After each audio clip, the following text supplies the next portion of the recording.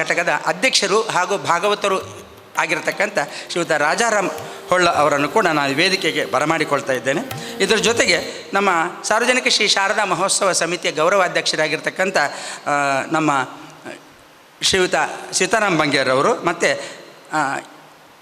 ನಿಕಟಪೂರ್ವ ಅಧ್ಯಕ್ಷರು ಮತ್ತು ನಮ್ಮ ಮಾರ್ಗದರ್ಶಕರಾಗಿರ್ತಕ್ಕಂಥ ಶ್ರೀಯುತ ಪ್ರಕಾಶ್ ಎಚ್ ಕೊಲ್ಯ ಇವರು ಕೂಡ ವೇದಿಕೆಗೆ ಬರಬೇಕಂತೇಳಿ ಕೇಳ್ಕೊಳ್ತಾ ಇದ್ದೇನೆ. ಪ್ರತಿಷ್ಠೆ ಆದಿತ್ಯ ಅಂಬ್ಲಪಾಡಿ ಅವರು ಬರ್ತಾ ಇದ್ದಾರೆ. ಅದೀಗ ಈ ಕಾರ್ಯಕ್ರಮದ ನಂತರ ಮಾಡ್ತೇವೆ ನಾವು. ಹಾಗೆ ವಾರಕ್ಕೊಮ್ಮೆ ಇಲ್ಲಿನ ಯಕ್ಷಗಾನ ತರಗತಿ ಆರಂಭಗೊಳ್ಳುವಂಥ ಇವತ್ತಿನ ಉದ್ಘಾಟನೆಗೆ ಸಂಬಂಧಪಟ್ಟ ಹಾಗೆ ಪ್ರತಿ ಮಂಗಳವಾರ ಇಲ್ಲಿ 5 ಗಂಟೆಯಿಂದ 7 ಗಂಟೆವರೆಗೆ ಯಕ್ಷಗಾನ ತರಗತಿಯನ್ನು ಮಾಡ್ತಕ್ಕಂಥ ಶಿಕ್ಷಕರು ಜಿತೇಶ್ ಕುಲಾಲ್ ಅವರು ಕೂಡ ಬಂದು ವೇದಿಕೆಯಲ್ಲಿ ಆಸೀನರಾಗಬೇಕಂತೇಳಿ ಕೇಳ್ಕೊಳ್ತಾರೆ. ಜಿತೇಶ್ ಕುಲಾಲ್ ಮತ್ತು ಅವರ ಬಳಗ ಈ ಒಂದು ನೃತ್ಯ ತರಗತಿಯ ಜವಾಬ್ದಾರಿಯನ್ನು ಹೊತ್ತಿದ್ದಾರೆ.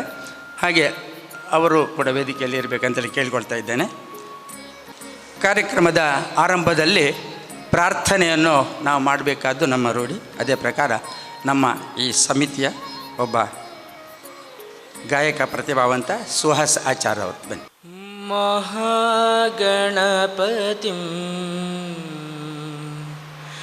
ಮಹಾಗಣಪತಿಂ ಮನಸ ಸ್ಮರಾಮಿ ಮಹಾಗಣಪತಿಂ ಮನಸ ಸ್ಮರಾಮಿ ವಸಿಷ್ಠವಾಮದೇವಾದಿವಂದಿತ ಮಹಾಗಣಪತಿ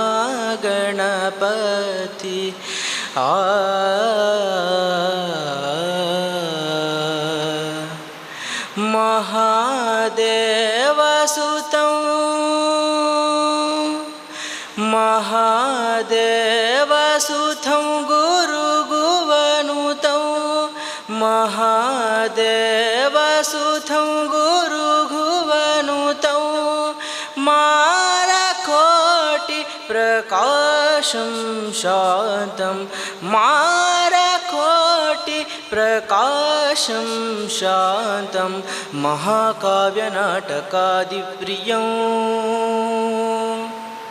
ಮಹಾಕಾವ್ಯನಾಟಕಾದಿಪ್ರಿಯಂ ಮೂಷಿಕವಾಹನಂ ಮೋದಕಪ್ರಿಯಂ ಮಹಾಕಾವ್ಯನಾಟಕಾದಿಪ್ರಿಯಂ ಮೂಷಿಕವಾಹನಂ ಮೋದಕಪ್ರಿಯಂ ಮಹಾಗಣಪತಿಂ ಮನಸ ಸ್ಮರಾಮಿ ಮಹಾಗಣಪತಿಂ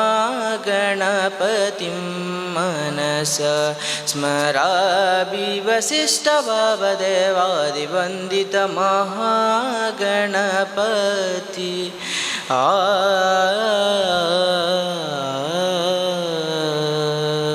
ಭಕ್ತಿಯಿಂದ ಮಹಾಗಣಪತಿಯನ್ನು ಸ್ತುತಿಸಿದಂಥ ಸುಹಾಸ್ ಆಚಾರ್ಯ ಅವರಿಗೆ ಅಭಿವಂದನೆಗಳನ್ನು ಸಲ್ಲಿಸ್ತಾ ಇದ್ದಾರೆ. ಮಂಗಳೂರು ವಿಶ್ವವಿದ್ಯಾನಿಲಯದ ಯಕ್ಷಗಾನ ಅಧ್ಯಯನ ಕೇಂದ್ರ ಇದರ ನಿರ್ದೇಶಕರಾಗಿ, ಕವಿಯಾಗಿ, ಸಾಹಿತಿಯಾಗಿ ಹಾಗೂ ಅಲ್ಲಿನ ಕನಕದಾಸ ಪೀಠದ ನಿರ್ದೇಶಕರಾಗಿಕೊಂಡು ಕನ್ನಡದ ಮುಖ್ಯಸ್ಥರಾಗಿ ವಿಶ್ವವಿದ್ಯಾಲಯದಲ್ಲಿರುವಂಥ ಧನಂಜಯ ಕುಂಬಳೆ ಕುಂಟಾರಿನಲ್ಲಿ ಒಂದು ಸಾಹಿತ್ಯಿಕ ಕಾರ್ಯಕ್ರಮವನ್ನು ಮುಗಿಸಿ ಬಂದಿದ್ದಾರೆ. ನಮ್ಮ ಶ್ರೀ ಶಾರದಾ ಸೇವಾ ಟ್ರಸ್ಟ್ ಹಾಗೆ ಸಾರ್ವಜನಿಕ ಶ್ರೀ ಶಾರದಾ ಮಹೋತ್ಸವ ಸಮಿತಿ ಅಂತ ಹೇಳಿದರೆ ಅದು ಸುಮಾರು ಟ್ರಸ್ಟಾಗಿ ಒಂದು ಕೆಲವೇ ವರ್ಷಗಳಾಗಿದ್ದರೂ ಕೂಡ ಈ ಒಂದು ಸಂಘಟನೆಗೆ, ಈ ಸಂಸ್ಥೆಗೆ ಸುಮಾರು 43 ವರ್ಷದ ಇತಿಹಾಸ ಇದೆ. ಹಾಗೆ 43 ವರ್ಷದ ಇತಿಹಾಸದಲ್ಲಿ ನಾವು ಪ್ರತಿ ವರ್ಷವೂ ಸಂಗೀತ ಮತ್ತು ನೃತ್ಯ, ನಾಟಕ, ಯಕ್ಷಗಾನಕ್ಕೂ ಕೂಡ ನಾವು ಅವಕಾಶವನ್ನು ಮಾಡುವುದರ ಮೂಲಕವಾಗಿ ಅದಕ್ಕೆ ಗೌರವಪೂರ್ಣವಾದ ಪ್ರೋತ್ಸಾಹವನ್ನು ಒಳ್ಳೆ ನುರಿತ ತಂಡಗಳಿಗೆ ನಾವು ಪ್ರದರ್ಶನಕ್ಕೆ ಮತ್ತು ತಾಳಮದ್ದಲೆಗೆ ಕೊಟ್ಟದ್ದಿದೆ, ಇಲ್ಲ ಅಂತೇಳಿ ಇಲ್ಲ. ಆದರೆ ಅದನ್ನು ನೋಡುವ, ಕೇಳುವ ಮತ್ತು ಅದರಲ್ಲಿ ಭಾಗವಹಿಸುವಂಥ ಸ್ವಲ್ಪ ಆಸಕ್ತಿ ಈ ಪರಿಸರಕ್ಕೆ ಕಡಿಮೆ ಇರುವುದರಿಂದ ಯಕ್ಷಗಾನದಂಥ ಕಾರ್ಯಕ್ರಮಗಳು ಉಳಿದ ಕಾರ್ಯಕ್ರಮಕ್ಕಿಂತ ಕಡಿಮೆ ಆಗಿದೆ ಎಂಬುದನ್ನು ಕೂಡ ನಾನು ಒಪ್ಪಿಕೊಳ್ತೇನೆ. ಆ ದೃಷ್ಟಿಯಲ್ಲಿ ಇದನ್ನು ಬೆಳೆಸಬೇಕು, ಇದರ ಆಸಕ್ತಿ ಎಲ್ಲ ಮಕ್ಕಳಲ್ಲಿ ಹುಟ್ಟಬೇಕು. ಈಗ ಯಕ್ಷಗಾನದ ಒಂದು ಕ್ರಾಂತಿಕಾರಿಯಾಗಿರ್ತಕ್ಕಂಥ ಒಂದು ಚಳವಳಿಕಾರಿ, ಅದರ ಜೊತೆಗೆ ಅದೊಂದು ಸಂಕ್ರಾಂತಿ ಕಾಲ ಆಗಿದ್ದುಕೊಂಡು ಪ್ರತಿ ಶಾಲೆಯಲ್ಲಿ ಕೂಡ ಎಲ್ಲ ಮಕ್ಕಳು ಯಕ್ಷಗಾನವನ್ನು ಕಲಿಬೇಕೆಂಬ ರೀತಿಯಲ್ಲಿ ಯಕ್ಷಧ್ರುವ ಪಟ್ಲ ಫೌಂಡೇಶನ್ ಏನುಂಟೋ ಅದು ಪಟ್ಲ ಸತೀಶ್ ಶೆಟ್ಟಿ ಅವರ ಮೂಲಕವಾಗಿ ಇಡೀ ದಕ್ಷಿಣ ಕನ್ನಡ ಜಿಲ್ಲೆ, ಉಡುಪಿ ಜಿಲ್ಲೆಗಳಲ್ಲಿ ಕೂಡ ಅದು ಎಲ್ಲ ರೀತಿಯಲ್ಲಿ ಮಕ್ಕಳಿಗೆ ಶಾಲೆಯಲ್ಲಿ ಕಲಿಸುವಂಥ ರೀತಿಯಲ್ಲಿ ಆಗಿದೆ.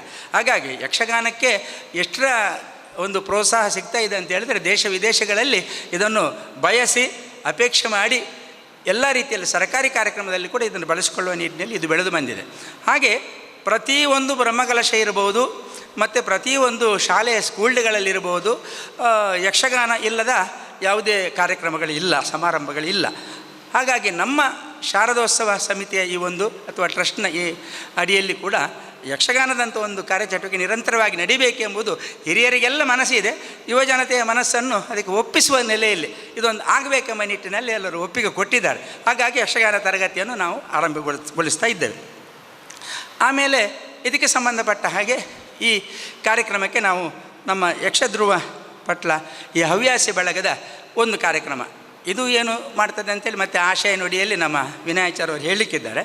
ಆದರೆ ಅವರು ಕೂಡ ಹಾಗೆ ಅಲ್ಲಲ್ಲಿ ಹವ್ಯಾಸಿ ಯಕ್ಷಗಾನಗಳ ಸಂಘಗಳಲ್ಲಿ ಯಕ್ಷಗಾನದ ತಾಳಮದ್ದಳೆಯ ರುಚಿಯನ್ನು ಕೊಡುವಂಥದ್ದು, ಅದರ ಅಧ್ಯಯನಕ್ಕೆ ಒಂದು ಪ್ರೋತ್ಸಾಹ ಕೊಡುವಂಥದ್ದು, ಅದರ ಜೊತೆಗೆ ಯಕ್ಷಗಾನದ ಹಿಮ್ಮೇಳ ಕಮ್ಮಾಟವನ್ನು ನಡೆಸುವುದರ ಮೂಲಕವಾಗಿ ಅದರ ಅಭ್ಯಾಸವನ್ನು ಹವ್ಯಾಸಿಗಳು ಅರ್ಧ ಕೊದ್ದೆಲ್ಲ ಅಂತ ಏನು ಹೇಳ್ತೇವೆ ನಾವು, ಹಾಗೆ ಇರಬಾರ್ದು. ಅವರು ಪೂರ್ಣ ಒಂದು ರೀತಿಯಲ್ಲಿ ಅವರು ಅದನ್ನು ಅಧ್ಯಯನ ಮಾಡಬೇಕೆಂಬ ದೃಷ್ಟಿಯಲ್ಲಿ ಅದನ್ನು ಕೂಡ ಬೆಳೆಸುವ ನಿಟ್ಟಿನಲ್ಲಿ ಯಕ್ಷಗಾನದ ಹಿಮ್ಮೇಳ ಕಮ್ಮೇಟಗಳು, ಆಮೇಲೆ ಬಣ್ಣಗಾರಿಕೆಯ ವೇಷ ಕಟ್ಟುವ ನೆಲೆಯಲ್ಲಿ ಎಲ್ಲವೂ ಕೂಡ ಹವ್ಯಾಸಿಗಳಿಗೆ ಗೊತ್ತಾಗಬೇಕು. ಪ್ರೊಫೆಷನಲ್ಸ್ ಅದು ಬೇರೆ ವೃತ್ತಿಪರರಿಗೆಲ್ಲ ಗೊತ್ತಿದೆ. ಹವ್ಯಾಸಿ ಮಟ್ಟದಲ್ಲಿ ಕೂಡ ಯಕ್ಷಗಾನಗಳು ಸಾಕಷ್ಟು ಸಂಘಗಳು ನಮ್ಮ ಜಿಲ್ಲೆಯಲ್ಲಿ ಇರುವುದರಿಂದ ಅವರು ಕೂಡ ಅದರಲ್ಲಿ ಪೂರ್ಣರಾಗಬೇಕೆಂಬ ದೃಷ್ಟಿಯಲ್ಲಿ ಅಂಥದ್ದನ್ನು ನಡೆಸುವಂಥದ್ದು. ಅದರ ಜೊತೆಗೆ ನೃತ್ಯ ಬೇಕೇ ಬೇಕು. ಹವ್ಯಾಸಿಗಳಿಗೂ ಕೂಡ ಒಂದು ವೃತ್ತಿಪರರಂತೆ ನೃತ್ಯ ಮಾಡುವಂಥ ಹವ್ಯಾಸಿಗಳು ತುಂಬ ಜನ ಇದ್ದಾರೆ.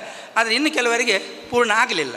ಆ ದೃಷ್ಟಿಯಲ್ಲಿ ಅದರ ಸೌಂದರ್ಯವನ್ನು ತಿಳಿಬೇಕು ಎಂಬ ದೃಷ್ಟಿಯಲ್ಲಿ ಅದನ್ನು ಕೂಡ ಮಾಡುವ ನಿಟ್ಟಿನಲ್ಲಿ ನಮ್ಮ ಯಕ್ಷಧ್ರುವ ಪಟ್ಲ ಹವ್ಯಾಸಿ ಬಳಗ ಯೋಚನೆ ಹಾಕಿಕೊಂಡಿದೆ. ಆ ನೆಲೆಯಲ್ಲಿ ಇವತ್ತು ಅದು ಒಂದು ಕಾರ್ಯಕ್ರಮವನ್ನು ನಮ್ಮ ಈ ಮಂದಿರದೊಳಗೆ ತಂದು ಅದನ್ನು ಇಲ್ಲಿ ಪ್ರಕಟಪಡಿಸುವ, ಇದರ ಸೌಂದರ್ಯ ಒಮ್ಮೆ ಎಲ್ಲರಿಗೂ ಗೊತ್ತಾದರೆ ಯಕ್ಷಗಾನ ತರಗತಿಗೆ ನಿರಂತರವಾಗಿ ಅವರು ಬರುವಂಥ ಆಸಕ್ತಿ ವಹಿಸಬಹುದೆಂಬ ದೃಷ್ಟಿಯ ಒಂದು ಪ್ರಯೋಗವನ್ನು ನಾವು ಮಾಡ್ತಾ ಇದ್ದೇವೆ. ಆ ನೆಲೆಯಲ್ಲಿ ಎಲ್ಲರ ಒಪ್ಪಿಗೆ ಮತ್ತು ಪ್ರೋತ್ಸಾಹ ಸಿಕ್ಕಿದೆ. ಆ ನೆಲೆಯಲ್ಲಿ ಇವತ್ತಿನ ಕಾರ್ಯಕ್ರಮದ ಅಚ್ಚುಕಟ್ಟಾಗಿ ನಡೀತದೆ ಎಂಬ ನಂಬಿಕೆ ನಮಗಿದೆ. ಎಲ್ಲ ನಮ್ಮ ಹಿರಿಯರೆಲ್ಲ ಬಂದಿದ್ದಾರೆ. ಹಾಗೆ ಈ ರೀತಿಯ ನೆಲೆಯಲ್ಲಿ ಇವತ್ತು ಆಯೋಜನೆಗೊಂಡಂಥ ಈ ಕಾರ್ಯಕ್ರಮಕ್ಕೆ ಸಂಬಂಧಪಟ್ಟ ಹಾಗೆ ಇವತ್ತು ಉದ್ಘಾಟನೆಗೆ ಬಂದವರು ಡಾಕ್ಟರ್ ಧನಂಜಯ ಕುಂಬ್ಳೆ ಅವರು. ಭಾಳ ನಮ್ಮ ಆತ್ಮೀಯರು. ಯೂನಿವರ್ಸಿಟಿಯಲ್ಲಿ ಏನು ಕಾರ್ಯಕ್ರಮ ಆದರೂ ಅಲ್ಲಿ ನಮಗೆ ಕೂಡ ವಿಶೇಷವಾದಂಥ ನಮ್ಮ ಪ್ರತಿಭೆಗೆ ಸಂಬಂಧಪಟ್ಟಂತಹ ಗೌರವವನ್ನು ಕೊಡುವವರು. ಮತ್ತು ಯಕ್ಷಗಾನ ಇರ್ಬೋದು, ಸಾಹಿತ್ಯ ಇರ್ಬೋದು, ಮತ್ತು ಉಳಿದಂಥ ಯಾವುದೇ ಚಟುವಟಿಕೆಗಳಲ್ಲಿ ಹೆಚ್ಚಿನ ಅನುಭವ ಅವರಿಗೆ. ಅದು ಈಗ ನಾನು ಹೇಳಿದ್ದು ಒಂದು ಎರಡು ಅವರಿಗೆ ಕನಕದಾಸ ಪೀಠ ಇರ್ಬೋದು, ಅದೇ ಯಕ್ಷಗಾನ ಅಧ್ಯಯನ ಕೇಂದ್ರದ ಇದು ಅಲ್ಲಿ ಭಾಳ ಒಳ್ಳೆಯ ರೀತಿಯಲ್ಲಿ ನಮ್ಮ ದಯಾನಂದ್ ಪೈ ಮತ್ತು ಸತೀಶ್ ಪೈ ಬೆಂಗಳೂರು ಇವರ ಒಂದು ವಿಶೇಷ ಕೊಡುಗೆಯಾಗಿ ಅವರು ಬಹಳ ಯಕ್ಷಮಂಗಳ ಪ್ರಶಸ್ತಿಯಿಂದ ಹಿಡಿದು ನಿರಂತರವಾಗಿ ಅಲ್ಲಿ ಚಟುವಟಿಕೆಯನ್ನು ಯಕ್ಷಗಾನಕ್ಕೆ ಸಂಬಂಧಪಟ್ಟಾಗೆ ಮಾಡುವಂಥ ಅದರ ನಿರ್ದೇಶನದ ಹೊಣೆಗಾರಿಕೆಯನ್ನು ಕುಲಪತಿಗಳು ನಮ್ಮ ಧನಂಜಯ ಕುಂಬ್ಳೆ ಅವರಿಗೆ ಕೊಟ್ಟಿದ್ದಾರೆ.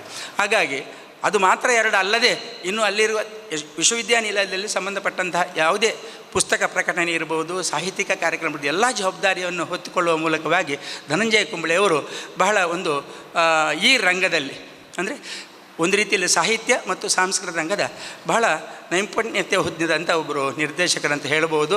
ಮತ್ತು ಅವರ ಒಂದು ಅನುಭವವನ್ನು ನಾವೆಲ್ಲ ತಿಳಿದವರಾಗಿದ್ದೇವೆ. ಅದರ ಜೊತೆಗೆ ದಕ್ಷಿಣ ಕನ್ನಡ ಜಿಲ್ಲಾ ಕನ್ನಡ ಸಾಹಿತ್ಯ ಪರಿಷತ್ತಿನ ಉಳ್ಳಾಲ ಘಟಕದ ಅಧ್ಯಕ್ಷರು ಕೂಡ ಆಗಿ ಅನೇಕ ಅರ್ಥಪೂರ್ಣವಾದಂಥ ಚಟುವಟಿಕೆಗಳನ್ನು ಅವರು ನಡೆಸಿಕೊಂಡು ಬಂದಿದ್ದಾರೆ, ಈಗಲೂ ಕೂಡ ನಡೆಸ್ತಾ ಇದ್ದಾರೆ. ಅವರನ್ನು ನಾನು ಈ ಉದ್ಘಾಟನೆಗೆ ನಾನು ಆಹ್ವಾನಿಸಿದ್ದೇನೆ. ಇಡೀ ಸಮಿತಿಯವರ ಒಪ್ಪಿಗೆ ಮೇರೆಗೆ ಗೌರವಪೂರ್ಣವಾಗಿ ಅವರನ್ನು ನಾನು ಸಭೆಗೆ ಸ್ವಾಗತಿಸ್ತಾ ಇದ್ದೇನೆ. ಹಾಗೆ ಅವರಿಗೆ ನಮ್ಮ ಸಂಘಟನಾ ಕಾರ್ಯದರ್ಶಿ ಆಗಿರತಕ್ಕಂಥ ಶ್ರೀಯುತ ನಮ್ಮ ಬನ್ನಿ ವಿಶ್ವನಾಥ್ ಪಲ್ಯ ಅವರು ಟ್ರಸ್ಟ್ನ ಸಂಘಟನಾ ಕಾರ್ಯದರ್ಶಿ ಅವರು ಶಾಲಾ ಅರ್ಪಣೆ ಮಾಡೋದ್ರ ಮೂಲಕ ಅವರನ್ನು ಸ್ವಾಗತಿಸಬೇಕಂತ ಕೇಳ್ಕೊಂಡು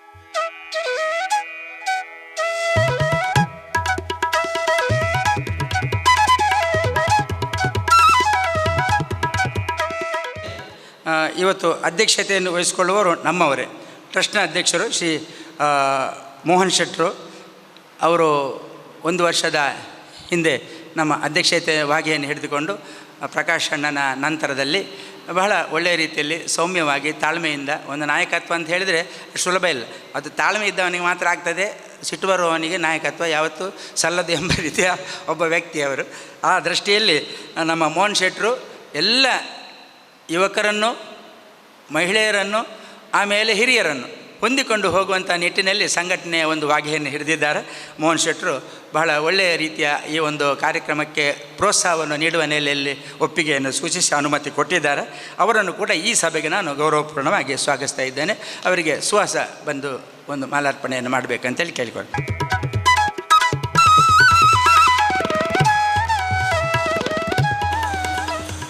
ಹಾಗೆ ನಮ್ಮೊಂದಿಗೆ ಇವತ್ತು ಆಶಯ ನುಡಿ ಮಾಡುವಂಥ ಒಂದು ಚಿಕ್ಕ ಭಾಷಣ ಮತ್ತು ಯಕ್ಷಗಾನದ ಬಗ್ಗೆ ಭಾಳಷ್ಟು ತಿಳಿದವರೇ ನಮ್ಮ ವಿನಯ್ ಆಚಾರ್ ಪ್ರಧಾನ ಕಾರ್ಯದರ್ಶಿಯವರು ಯಕ್ಷಧ್ರುವ ಪಟ್ಲ ಹವ್ಯಾಸಿ ಘಟಕದಲ್ಲಿ ಅವರು ಇದ್ದಾರೆ.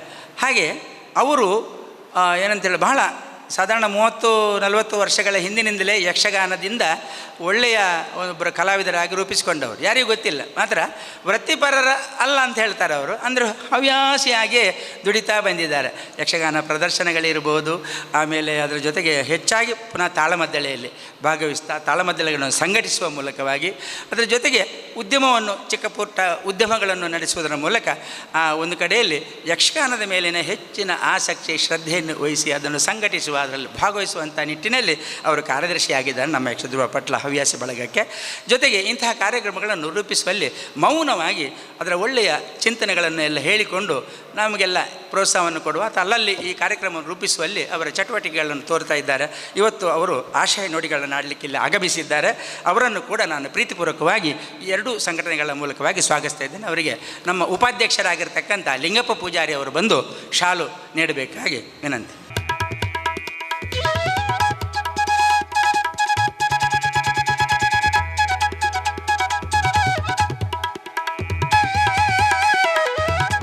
ವಿಶೇಷವಾಗಿ ಮತ್ತೋರವರ ಹಿರಿಯರು ನಿಮಗೆ ಕಾಣ್ತಾ ಇರಬಹುದು.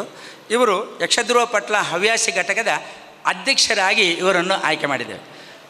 ನಮ್ಮ ಪಟ್ಲ ಸತೀಶ್ ಶೆಟ್ಟರವರೇ ನಮ್ಮ ಪತ್ತುಮುಡಿ ಒಂದು ಜನತಾ ಡಿಲೆಕ್ಷನ ಸಭಾಂಗಣದಲ್ಲಿ ಈ ಒಂದು ಘಟಕದ ಸಭೆಯನ್ನು ಮಾಡುವುದರ ಮೂಲಕ ಅಲ್ಲಿ ಒಂದು ರೀತಿಯಲ್ಲಿ ಯಕ್ಷಗಾನದ ಈ ಚಟುವಟಿಕೆಯನ್ನು ನಡೆಸಲಿಕ್ಕೆ ಅನುಭವಗಳನ್ನು ಕೊಡಲಿಕ್ಕೆ ಬೇಕಾಗಿ ಅಂತಹ ಅರಿತವರೇ ಬೇಕೆಂಬ ದೃಷ್ಟಿಯಲ್ಲಿ ಯಕ್ಷಗಾನ ರಂಗದಲ್ಲಿಯೂ ಅವರು ಹವ್ಯಾಸಿಯಾಗಿಯೂ ವೃತ್ತಿಪರರಾಗಿಯೂ ಕಾಣುವಂಥ ಒಳ್ಳೆಯ ಭಾಗವತರಾಗಿ, ಆಮೇಲೆ ಎಲ್ಲ ಯಕ್ಷಗಾನದ ಸರ್ವಾಂಗವನ್ನು ಬಲ್ಲವರಾಗಿ ಮತ್ತು ಎಲ್ಲ ರೀತಿಯ ತಿಳುವಳಿಕೆಗಳನ್ನು ಈಗಂತ ಪ್ರಾತ್ಯಕ್ಷಿಕೆ ಇರ್ಬೋದು ಅಥವಾ ಯಾವುದೇ ಹಿಮ್ಮೇಳ ಕಮ್ಮಟಗಳಿರ್ಬೋದು, ಎಲ್ಲದರಲ್ಲೂ ಕೂಡ ಇನ್ನೊಬ್ಬರಿಗೆ ಅನುಭವವನ್ನು ಹೇಳಿಕೊಡುವ ರೀತಿಯಷ್ಟು ಇರತಕ್ಕಂಥ ಅನುಭವಿ ನಮ್ಮ ರಾಜಾರಾಮ ಹೊಳ್ಳರು ನಮ್ಮ ಜೊತೆಗಿದ್ದಾರೆ.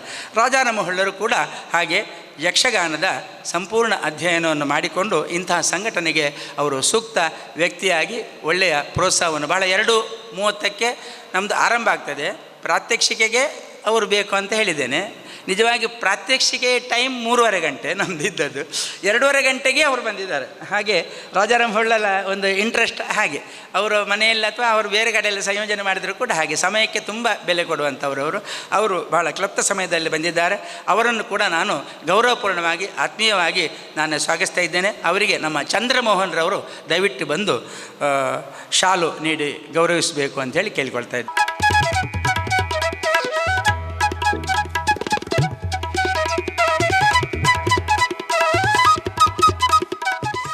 ಇವತ್ತು ಸತೀಶ್ ಕುಂಪಲ ಮತ್ತು ಸೌಂದರ್ಯ ರಮೇಶ್ ಅವರು ವಿಶೇಷ ಅಭ್ಯಾಗತರಾಗಿ ಬರಬೇಕಿತ್ತು.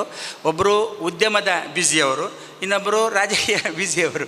ಅವರು ಬರುವಾಗ ಬೇಗ ಬರ್ತಾರೆ, ಹೋಗುವಾಗಲೂ ಬೇಗ ಹೋಗ್ತಾರೆ, ಒಮ್ಮೊಮ್ಮೆ ಇಲ್ಲದ್ರೆ ಬರುವಾಗಲೂ ತಡ ಆಗಿ ಬರ್ತಾರೆ. ಹೀಗೆಲ್ಲ ಅಂತೂ ಇಂತೂ ನಮ್ಮ ಎಲ್ಲ ರೀತಿಯಲ್ಲಿ ಕೂಡ ನಮಗೆ ಸದಾ ಅವರೊಬ್ಬರು ಇಬ್ಬರು ಕೂಡ ಒಂದು ಚಿನ್ನದ ಮೊಟ್ಟೆ ನಮ್ಮ ಸಂಘಟನೆಗೆ.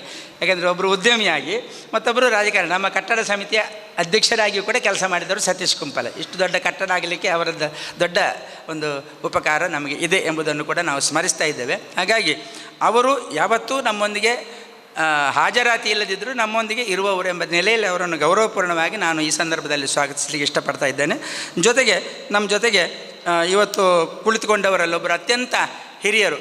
ಅವರು ಎಂಥ ಭೀಷ್ಮ ಅಂತ ಹೇಳುವುದಂತ ಗೊತ್ತಾಗೋದಿಲ್ಲ ಅವರಿಗೆ. ಯಾರು? ನಮ್ಮ ಸೀತಾರಾಮ್ ಬಂಗೇರು.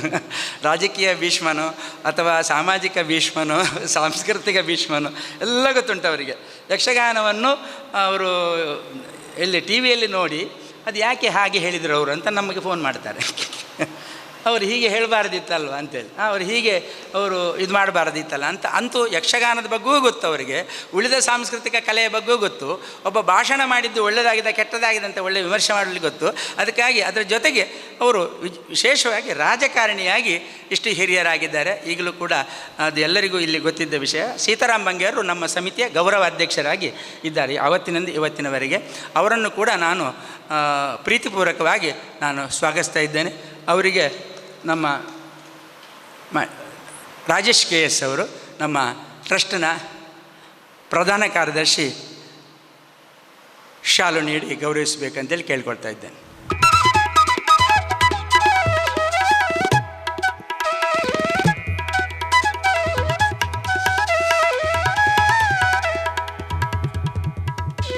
ಒಬ್ಬರು ಹವ್ಯಾಸಿ ಯಕ್ಷಗಾನ ಕಲಾವಿದ. ಅವರು ಹವ್ಯಾಸಿ ಯಕ್ಷಗಾನ ಕಲಾವಿದರಾಗಿ ಒಂದು ಪ್ರತಿಭೆಯಿಂದ ಯಕ್ಷಗಾನವನ್ನು ಸಮರ್ಥವಾಗಿ ನಿರ್ವಹಿಸುವಂಥ ನೆಲೆ, ಅದರ ಜೊತೆಗೆ ಅವರ ಸ್ನೇಹಿತರಿಗೆ ಅಭ್ಯಾಸ ಮಾಡಿಸುವಂಥ ನೆಲೆಯಲ್ಲಿ ಇವರು ಇಲ್ಲಿ ನಮಗೆ ಕಾಯಮಾಗಿ ವೃತ್ತಿಯಲ್ಲಿ ಫೋಟೋಗ್ರಾಫರ್ ಆಗಿ ಕೆಲಸ ಮಾಡ್ತಾಯಿದ್ದಾರೆ, ವಿಡಿಯೋಗ್ರಾಫರ್ ಆಗಿ ಕೆಲಸ ಮಾಡ್ತಾರೆ, ಈ ಥರ. ಹಾಗೆ ನಮ್ಮ ಇಲ್ಲಿ ಚಂದ್ರಮೋಹನ್ನ ಸ್ನೇಹಿತರಾಗಿ ಮತ್ತು ಇಲ್ಲೆಲ್ಲರ ನಮ್ಮ ಯುವಕ ಸಮಿತಿಯ ಒಂದು ಸ್ನೇಹಿತರಾಗಿದ್ದುಕೊಂಡು ನಿರಂತರವಾಗಿ ಶಾರದಾ ಮಹೋತ್ಸವದಲ್ಲಿ ದುಡಿತಾ ಇರುವಂಥವರು, ಯಕ್ಷಗಾನದ ಪ್ರತಿಭೆಯವರು ಅಂತ ಗೊತ್ತಾಗಿ ಅವರೇ ಒಪ್ಪಿಕೊಂಡ್ರು. ನಾನು ಇಲ್ಲಿ ಇಷ್ಟು ಒಳ್ಳೆಯ ಯಕ್ಷಗಾನ ಎಲ್ಲ ಆಗುವಾಗ ಇಲ್ಲಿ ಎಲ್ಲ ಯಕ್ಷಗಾನ ಯಾಕೆ ಮಾಡಬಾರ್ದು ಅಂತ ಅವರು ಕೂಡ ಪ್ರಶ್ನೆ ಮಾಡಿದ್ದಾರೆ.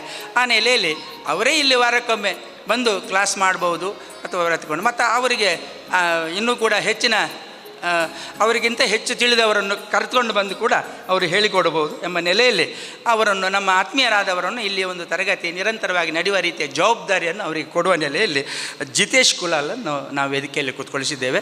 ನಾಡ್ದು ಮಂಗಳವಾರದಿಂದಲೇ ಶುರು ಆಗ್ತದೆ ಇಲ್ಲಿ ತರಗತಿ. ಎಲ್ಲಿಂದ 5 ಗಂಟೆಯಿಂದ 7 ಗಂಟೆವರೆಗೆ, ದಯವಿಟ್ಟು ಗಮನಿಸಿ ಎಲ್ಲ. ಹಾಗೆ ಜಿತೇಶ್ ಕುಲಾಲ್ರವನ್ನು ನಾನು ಆತ್ಮೀಯವಾಗಿ ಸ್ವಾಗತಿಸ್ತಾ ಇದ್ದೇನೆ. ಅವರನ್ನು ಕೂಡ ಸುಹಾಸ್ ಬನ್ನಿ, ನಮ್ಮ ಇವರೆಲ್ಲ ಬರಲಿಲ್ಲ.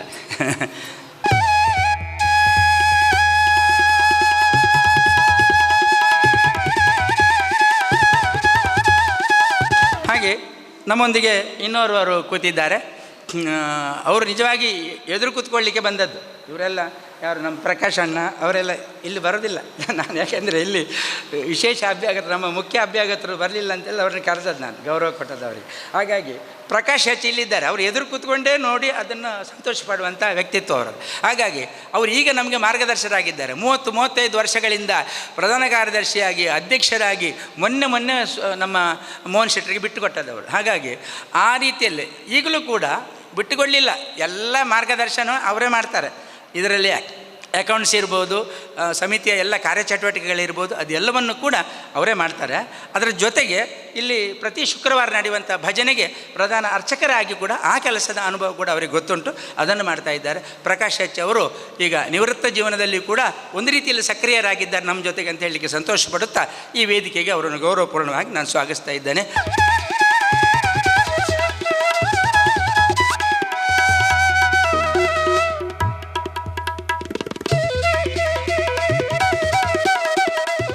ಹಾಗೆ ನಮ್ಮ ಜೊತೆಗೆ ಇವತ್ತು ಸಕ್ರಿಯವಾಗಿ ಕೆಲಸ ಮಾಡುವಂಥ ನಮ್ಮ ಶಾರದಾ ಉತ್ಸವ ಸಮಿತಿಯಲ್ಲಿ ಕೂಡ ಸಕ್ರಿಯರಾಗಿದ್ದುಕೊಂಡು ಈಗ ಶಾರದಾ ಸೇವಾ ಟ್ರಸ್ಟ್ ಆದ ಮೇಲೆ ಕೂಡ ಈ ಕಟ್ಟಡ ಆಗುವಂಥ ನೆಲೆಯಲ್ಲಿ ಕೂಡ ಒಳ್ಳೆಯ ಸಕ್ರಿಯತೆಯಿಂದ ದುಡಿಯುವವರು, ಅಂದರೆ ಅವರು ದೇಹದಲ್ಲಿ ತೋರ ಇದ್ದಾರೆ, ಅವರಿಗೇನು ಕೆಲಸ ಮಾಡಲಿಕ್ಕೆಲ್ಲ ಎನಿಸೋದೇ ಬೇಡ, ಅಷ್ಟು ಸಕ್ರಿಯವಾಗಿ ದುಡಿಯುವವರು ನಮ್ಮ ರಾಜೇಶ್ KS ಅವರು ಪ್ರಧಾನ ಕಾರ್ಯದರ್ಶಿಯಾಗಿ ಈ ಸೇವಾ ಟ್ರಸ್ಟ್ನಲ್ಲಿ ದುಡಿತಾ ಇದ್ದಾರೆ. ಆಮೇಲೆ ಈ ಒಂದು ಕಾರ್ಯಕ್ರಮದ ಆಯೋಜನೆ ಇರ್ಬೋದು, ಇನ್ನು ಉಳಿದಂಥ ಯಾವುದೇ ಕಾರ್ಯಕ್ರಮಗಳ ಆಯೋಜನೆಯಲ್ಲಿ ಬಹಳಷ್ಟು ಅನುಭವವನ್ನು ಈಗ ಹೊಂದಿದ್ದಾರೆ ಅವರು. ಆ ನೆಲೆಯಲ್ಲಿ ಅವರನ್ನು ಕೂಡ ವೇದಿಕೆಗೆ ನಾನು ಗೌರವಪೂರ್ಣವಾಗಿ ಸ್ವಾಗತಿಸ್ತಾ ಇದ್ದೇನೆ. ಅವರಿಗೆ ಬನ್ನಿ, ವಿಶ್ವನಾಥರೇ ಬನ್ನಿ ಇನ್ನೊಮ್ಮೆ.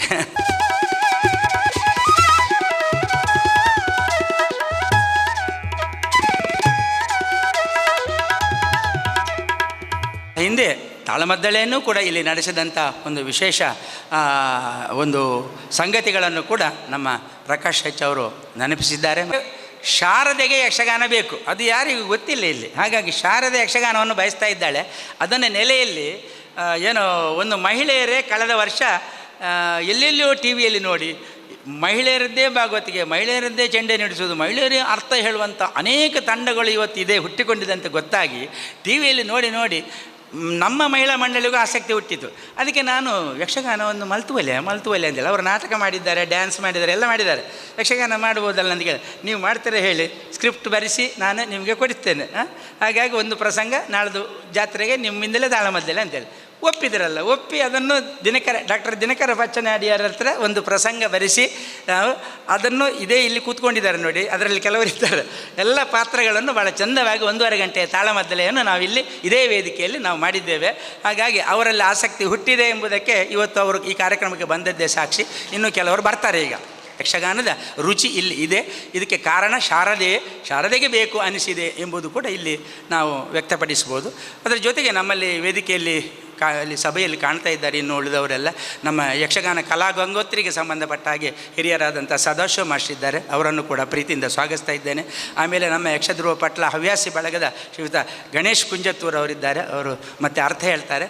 ಆಮೇಲೆ ಒಬ್ಬರು ಯಕ್ಷಗಾನದ ಸರ್ವಾಂಗ ಸುಂದರ ಅಂತ ಹೇಳಿದ್ರೆ ನಮ್ಮ ಹರಿಶ್ಚಂದ್ರ ನಾಯಿಗ ಇದ್ದಾರೆ, ಅವರನ್ನು ಕೂಡ ನಾನು ಪ್ರೀತಿಪೂರ್ವಕವಾಗಿ ಸ್ವಾಗತಿಸ್ತಾ ಇದ್ದೇನೆ.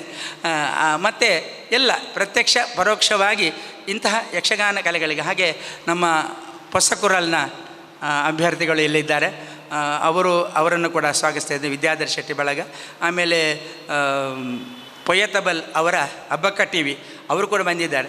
ಸುಮ್ಮನೆ ನಾನೊಂದು ನೋಟಿಸ್ ಕೊಟ್ಟದ್ದನ್ನು ಅವರಿಗೆ, ಬನ್ನಿ ಅಂತ ಹೇಳಲಿಲ್ಲ, ಏನೋ ಗೊತ್ತಿಲ್ಲ, ನನ್ನ ನೆನಪಿಲ್ಲ ಅಂತ ಬಂದಿದ್ದಾರೆ, ಪ್ರೀತಿಯಿಂದ ಬಂದಿದ್ದಾರೆ, ನೀವು ಬನ್ನಿ ಅಂಥೇಳಿ. ಹಾಗೆ ಅವರನ್ನು ಕೂಡ ನಾನು ಪ್ರೀತಿಯಿಂದ ಸ್ವಾಗತಿಸ್ತಾ ಇದ್ದೇನೆ. ಆಮೇಲೆ ನಮ್ಮಲ್ಲಿ ಧ್ವನಿವರ್ಧಕ ಇದೆ, ನಮ್ಮ ಬಳಗದಲ್ಲಿ ನಮ್ಮ ಸಮಿತಿಯಲ್ಲಿ ಧ್ವನಿವರ್ಧಕ ಇದೆ. ಆದರೆ ಅದು ಯಕ್ಷಗಾನದಂಥ ಒಂದು ಪ್ರದರ್ಶನವನ್ನು ಮಾಡುವಂಥ ಸಂದರ್ಭದಲ್ಲಿ ಅದು ಎಷ್ಟು ಪೂರಕವಾಗಿ ಸಿಗ್ತದ, ಅಥವಾ ಮೈಕ್ ಉಳಿದದಕ್ಕೆಲ್ಲ ಮೈಕ್ ಬೇಕು ತುಂಬ, ಅದೆಲ್ಲ ನೆಲೆಯಲ್ಲಿ ಅದು ಸ್ವಲ್ಪ ಕಷ್ಟ ಆಗ್ಬೋದು ಎಂಬುದರಲ್ಲಿ ಬನ್ನಿ ನೆಲೆಯಲ್ಲಿ ನಾನು ನಿನ್ನೆ ರಾತ್ರಿ ಹೇಳಿದ್ದೆ ಯಾರಿಗೆ, ನನ್ನ ಮಿತ್ರರಾಗಿರ್ತಕ್ಕಂಥ ಶಬರಿ ಸೌಂಡ್ಸ್ನ ಜಯೇಶ್ ಅವರಿಗೆ. ಅಷ್ಟು ಹೇಳುವುದೇ ತಡ, ಕರೆಕ್ಟ್ 1.5 ಗಂಟೆಗೆ ಇಲ್ಲಿ 2 ಬಾಕ್ಸ್ ಮಾನಿಟರ್ ಸಹಿತ ಎಲ್ಲ ಮೈಕ್ಗಳು ಸಿದ್ಧ ಮಾಡಿ ಕೊಟ್ಟಿದ್ದಾರೆ. ಅವರು ಭಾಳ ಒಳ್ಳೆಯ ಕ್ವಾಲಿಟಿ ಸೌಂಡ್ ಅವರದ್ದು. ಆ ಬಗ್ಗೆ ಅದರ ಸಿಬ್ಬಂದಿಗಳನ್ನು ನಾನು ಈ ಸಂದರ್ಭದಲ್ಲಿ ಸ್ವಾಗತಿಸ್ತಾ, ಈಗ ನಮ್ಮ ಈ ಕಾರ್ಯಕ್ರಮಕ್ಕೆ ಆಗಮಿಸಿದ್ದಾರೆ ನಮ್ಮ ಆದಿತ್ಯ ಅಂಬಲಪಾಡಿ ಅವರು ಬಂದಿದ್ದಾರೆ. ದಯವಿಟ್ಟು ಬನ್ನಿ ವೇದಿಕೆಗೆ, ನಮ್ಮ ಅಧ್ಯಕ್ಷರಿಂದ ಒಂದು ಸ್ವಾಗತ ತಗೊಳ್ಳಿ. ಬನ್ನಿ, ಈಗ ಬನ್ನಿ, ಮೇಲೆ ಬನ್ನಿ. ಇವತ್ತು ಪ್ರಾತ್ಯಕ್ಷಿಕೆ ಮಾಡಲಿಕ್ಕೆ ಭಾಳ ವಿಶೇಷ ಪ್ರತಿಭಾವಂತರಾಗಿರ್ತಕ್ಕಂಥ ನಮ್ಮ ಜೀವಿತ್ ಅವರಿದ್ದಾರೆ. ಅವರ ಹಾಗೆ ಇವರು ಆದಿತ್ಯ ಅಂಬಲಪಾಡಿ ಅವರು ಬಂದಿದ್ದಾರೆ. ಬನ್ನಿ, ಮೋಹನ್ ಶೆಟ್ಟರ್ ಅವರು ಯಕ್ಷಗಾನದ ತೆಂಕು ಮತ್ತು ಬಡಗು ಎರಡೂ ತಿಟ್ಟು ಗೊತ್ತುಂಟು ಅವರಿಗೆ. ಆಳ್ವಾಸ್ ನುಡಿಸಿರಿ ಇರ್ಬೋದು, ಆಳ್ವಾಸ್ ವಿರಾಸತ್ ಇರ್ಬೋದು, ಆಳ್ವಾಸ್ನಲ್ಲೇ ಕಾಲೇಜ್ ಎಲ್ಲ ಯಕ್ಷಗಾನಕ್ಕೆ ಸಂಬಂಧಪಟ್ಟಂಥ ತಂಡವನ್ನು ಒಳ್ಳೆಯಲ್ಲಿ ರಚಿಸಿಕೊಡುವ, ನಿರ್ದೇಶನ ಮಾಡಿಕೊಡುವಂಥ ತಾಕತ್ತುಳ್ಳಂಥ ಅವರು ಆದಿತ್ಯ ಅಂಬಲಪಾಡಿಯಿಂದ ಇಲ್ಲಿವರೆಗೆ ಬಂದಿದ್ದಾರೆ. ಇವತ್ತು ಪ್ರಾತ್ಯಕ್ಷಿಕೆ ನಡೆಸಿಕೊಳ್ಳಿಕ್ಕೆ ಅವರನ್ನು ಪ್ರೀತಿಪೂರ್ವಕವಾಗಿ ನಾನು ಸ್ವಾಗತಿಸುತ್ತಾ ಎಲ್ಲರನ್ನು ಮತ್ತೊಮ್ಮೆ ಸ್ವಾಗತಿಸಿ ಸ್ವಾಗತ ಮಾತುಗಳನ್ನು ಮುಗಿಸ್ತಾ ಇದ್ದೇನೆ. ಈಗ ನೇರವಾಗಿ ನಾವು ಇದನ್ನು ವಿದ್ಯುಕ್ತವಾಗಿ ಉದ್ಘಾಟನೆಗೊಳಿಸಿಕೊಡ್ಬೇಕಂತೇಳಿ ಧನಂಜಯ ಕುಂಬಳೆ ಅವರನ್ನು ಕೇಳಿಕೊಳ್ತೇವೆ.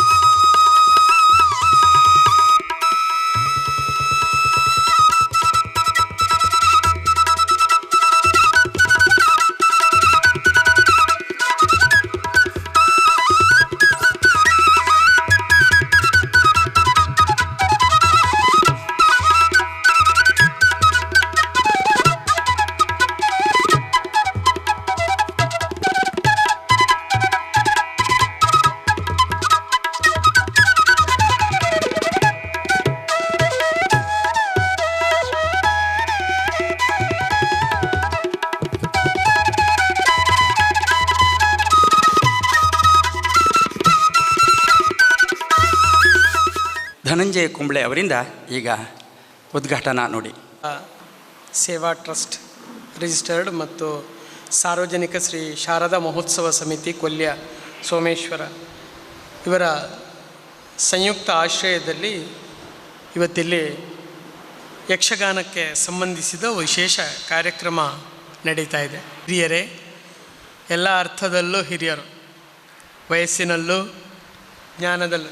ಜಿತೇಶ್ ಒಬ್ಬರನ್ನು ಬಿಟ್ಟರೆ ಬಹುಶಃ ನನಗಿಂತ ಹಿರಿಯ ವಯಸ್ಸಿನಲ್ಲೇ ಜಿತೇಶರು ಕೂಡ ಯಕ್ಷಗಾನಕ್ಕೆ ಸಂಬಂಧಪಟ್ಟ ಹಾಗೆ ಜ್ಞಾನದಲ್ಲಿ ನನಗಿಂತ ಹಿರಿಯರೇ.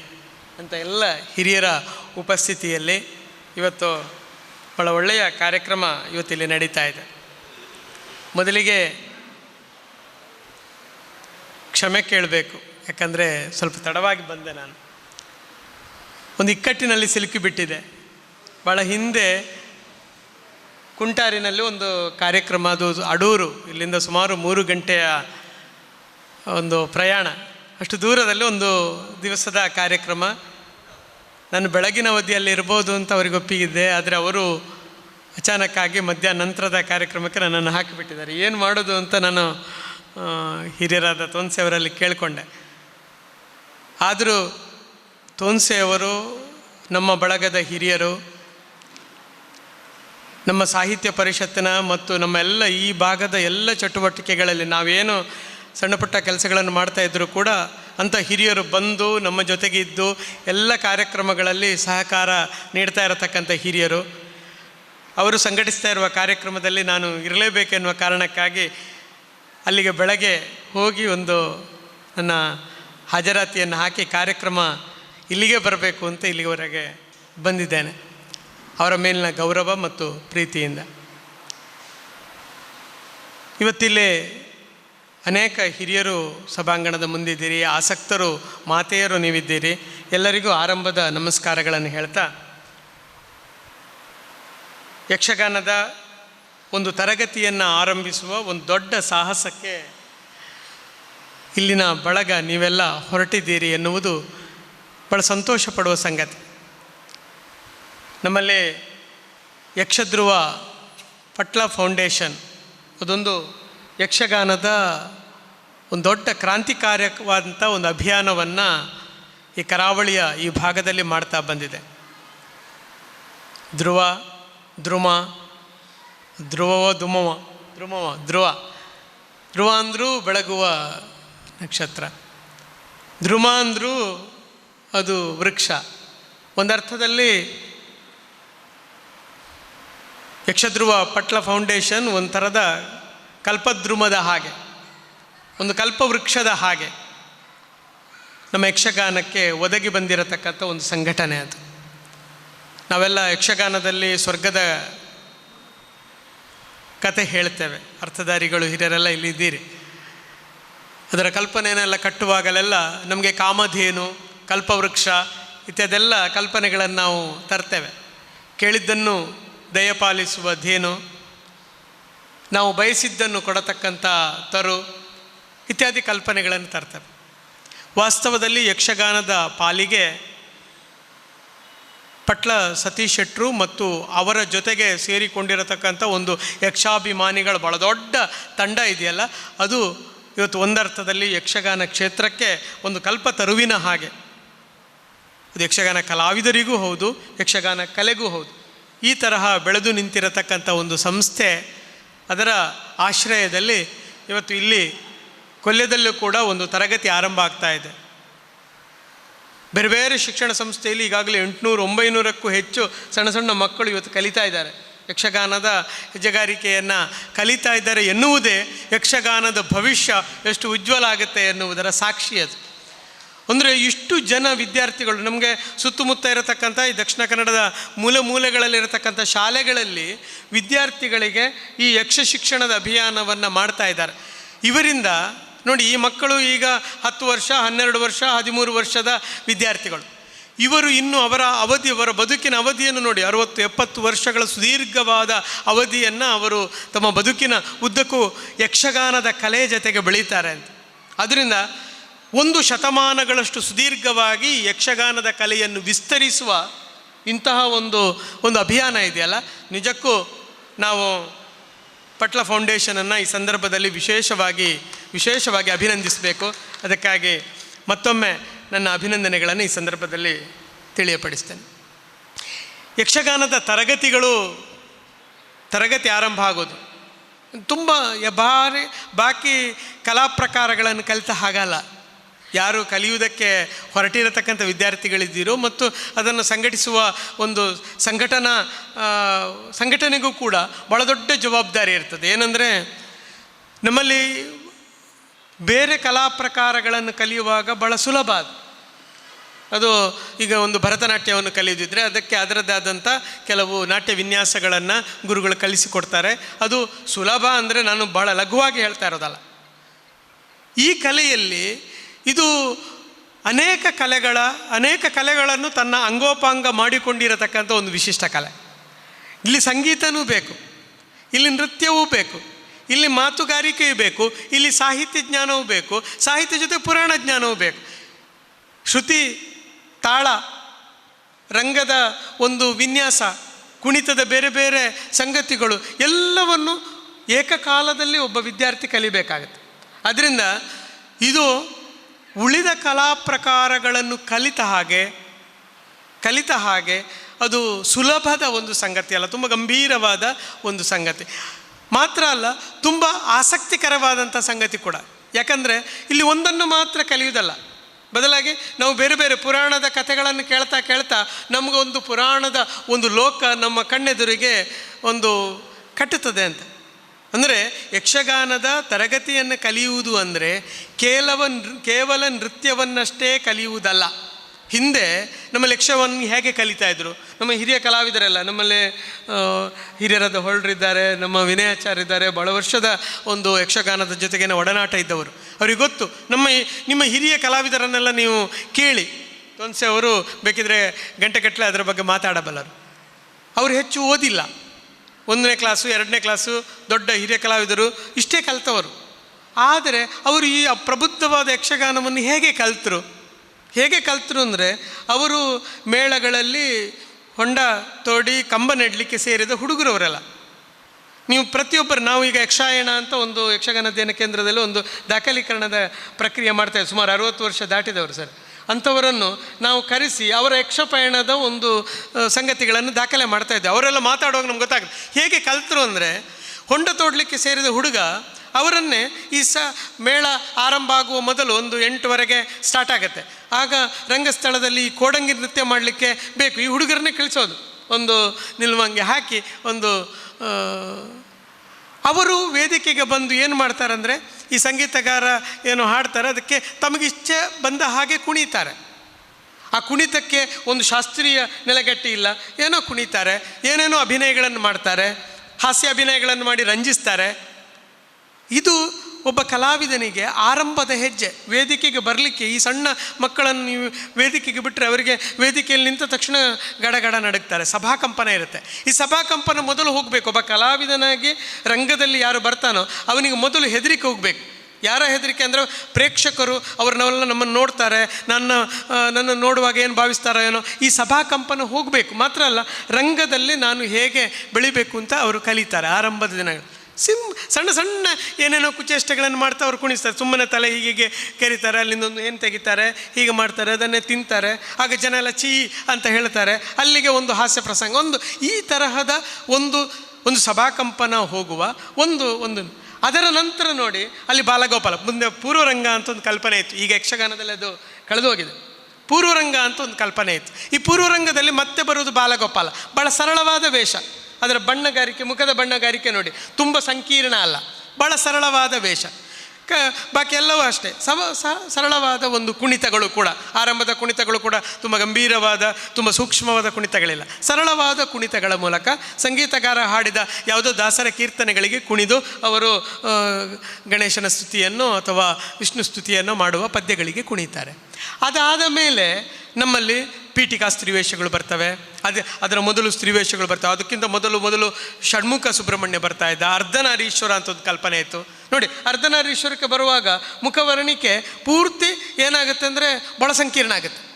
ಬಾಲಗೋಪಾಲದಲ್ಲಿ ಯಾವ ಮುಖ ವರ್ಣಿಕೆ ಉಂಟೋ ಅದು ಸ್ತ್ರೀವೇಷಕ್ಕೆ ಬರುವಾಗ ಬದಲಾಗುತ್ತೆ. ಕಲಿಯೋದು ಬಣ್ಣಗಾರಿಕೆಗೆ ನಾವ್ಯಾರು ಪ್ರಸಾದನಕ್ಕೆ ಹೊರಗಿಂದ ಬರೋರಿಲ್ಲ. ಯಾರು ಮಾಡೋದಂದರೆ ಸ್ವತಃ ಕಲಾವಿದರೇ ಅದನ್ನು ಮಾಡ್ತಾ ಪಳಗೋದು. ಅದು ಕಲಿಯುವುದು ಹೇಗೆ ಅಂತ. ಅರ್ಧನಾರೀಶ್ವರಕ್ಕೆ ಬರುವಾಗ ಇಡೀ ವೇಷಭೂಷಣಗಳು, ಮುಖದ ವರ್ಣಿಕೆಯಿಂದ ತೊಡಗಿ ಎಲ್ಲ ವೇಷಭೂಷಣಗಳು ಹೇಗಾಗಬೇಕು, ಅರ್ಧ ಸ್ತ್ರೀ ಆಗಬೇಕು, ಅರ್ಧ ಪುರುಷ ಆಗಬೇಕು. ಆಗ ಒಂದು ಮುಖದ ಭಾಗ ಪುರುಷ, ಇನ್ನೊಂದು ಮುಖದ ಭಾಗ ಸ್ತ್ರೀ ವೇಷ ಮಾಡಿಕೊಳ್ಬೇಕು. ಆಗ ಏನಾಗುತ್ತೆ, ಬಾಲಗೋಪಾಲದಲ್ಲಿ ಪುರುಷ, ಸ್ತ್ರೀ ವೇಷದಲ್ಲಿ ಸ್ತ್ರೀ, ಬಣ್ಣಗಾರಿಕೆಯನ್ನು ಕಲಿತ ಕಲಾವಿದರು ಅರ್ಧನಾರೀಶ್ವರಕ್ಕೆ ಬರುವಾಗ ಇನ್ನೂ ಸೂಕ್ಷ್ಮ ಯೋಚನೆ ಮಾಡಲಿಕ್ಕೆ ಶುರು ಮಾಡ್ತಾರೆ. ಹಾಗೆ ಕಲಿಯುವುದು ಅಂದರೆ ಪ್ರತಿಯೊಂದನ್ನು ಹೆಜ್ಜೆಯಿಂದ ತೊಡಗಿ ಅಲ್ಲಿ ಬಣ್ಣಗಾರಿಕೆಯಿಂದ ತೊಡಗಿ ಪ್ರತಿಯೊಂದನ್ನು ಕೂಡ ರಂಗದಲ್ಲೇ ಕಲಿಯೋದು. ಅದರಿಂದ ಪ್ರತ್ಯೇಕ ತರಗತಿ ಈ ಪ್ರಶ್ನೆ ಇಲ್ಲ. ಅದರಿಂದ ನೋಡಿ, ಯಕ್ಷಗಾನ ಎಷ್ಟು ವಿಶಿಷ್ಟವಾದ ಕಲೆ ಅಂದರೆ ಅದು ಒಂದು ಯಕ್ಷ ಶಿಕ್ಷಣವನ್ನು ಕೂಡ ತನ್ನ ರಂಗಭೂಮಿಯ ವಿನ್ಯಾಸದ ಒಳಗಡೆನೇ ಹೊಂದಿದ್ದ ಒಂದು ಕಲೆ. ಅದು ಪ್ರತ್ಯೇಕ ಕಲಿಸುವ ಕ್ರಮವೇ ಮೊದಲಿರಲಿಲ್ಲ. ಬದಲಾಗಿ ರಂಗಭೂಮಿಯಲ್ಲೇ ಕಲಿದು ಪೂರ್ವರಂಗ ಎನ್ನುವುದು ಹೊಸ ಕಲಾವಿದರನ್ನು ಸೃಷ್ಟಿ ಮಾಡುವ ಒಂದು ಶಿಕ್ಷಣ ಕೇಂದ್ರ ಆಗಿತ್ತು. ಇವತ್ತು ಅದು ನಮ್ಮ ಕೈಯಿಂದ ಬಿಟ್ಟೋಗಿದೆ. ಇವತ್ತು ನೀವು ಯಾವ ಯಕ್ಷಗಾನಕ್ಕೆ ಹೋದರೂ ಕೂಡ ಪೂರ್ವರಂಗ ಇಲ್ಲ. ಆದ್ದರಿಂದ ಇಂಥ ತರಗತಿಗಳಿಗೆ ಮಹತ್ವ ಜಾಸ್ತಿ ಆಗಿದೆ. ನಮಗೂ ಅಷ್ಟೇ ಪುರುಸೊತ್ತಿಲ್ಲ, ಗಂಟೆಗಟ್ಟಲೆ ಹೋಗಿ ಯಕ್ಷಗಾನ ನೋಡಲಿಕ್ಕೆ, ಪೂರ್ವರಂಗವನ್ನು ನೋಡ್ತಾ ಕೂತ್ಕೊಳ್ಳಿಕ್ಕೆ ನಮಗೆ ಪುರುಸೊತ್ತಿಲ್ಲ. ಆದ್ದರಿಂದ ನೇರ ಪ್ರಸಂಗಕ್ಕೆ ನಾವು ಇಳಿತೇವೆ ಕಾಲಮಿತಿ ಬಂದ ಮೇಲೆ. ಆದರೆ ನಮ್ಮ ಹೊಸ ಕಲಾವಿದರನ್ನು ಹೇಗೆ ಸೃಷ್ಟಿ ಮಾಡೋದು ಅಂದರೆ ನಾವು ಕಲಿಕಾ ಕೇಂದ್ರಗಳ ಮೂಲಕ, ಗುರುಗಳ ಮೂಲಕ. ಬಹಳ ಆಶಾದಾಯಕವಾದ ಬೆಳವಣಿಗೆ ಏನಂದರೆ, ಉಡುಪಿಯಿಂದ ತೊಡಗಿ ನಮ್ಮ ಕಾಸರಗೋಡಿನವರೆಗೆ ಅಲ್ಲಲ್ಲಲ್ಲಿ ಯಕ್ಷ ಗುರುಗಳು ತರಗತಿಗಳನ್ನು ಆರಂಭ ಮಾಡಿ ಅಲ್ಲಲ್ಲಲ್ಲಿ ನಮ್ಮ ಯಕ್ಷಗಾನದ ಕಲಿಕಾ ಒಂದು ಅಭಿಯಾನ ಅದು ನಡೀತಾ ಇದೆ. ಇಲ್ಲಿ ಇದು ಬಹಳ ದೊಡ್ಡ ಸವಾಲಿನ ಕೆಲಸ. ಒಬ್ಬ ಗುರು ಬಂದು ಖಾಲಿ ನೃತ್ಯವನ್ನು ಕಲಿಸಿದರೆ ಸಾಕೆ? ಹಾಗೆ ಕಲಿಸಿದರೆ ಯಕ್ಷಗಾನದ ಪರಿಪೂರ್ಣ ಶಿಕ್ಷಣ ಸಿಗ್ತದ?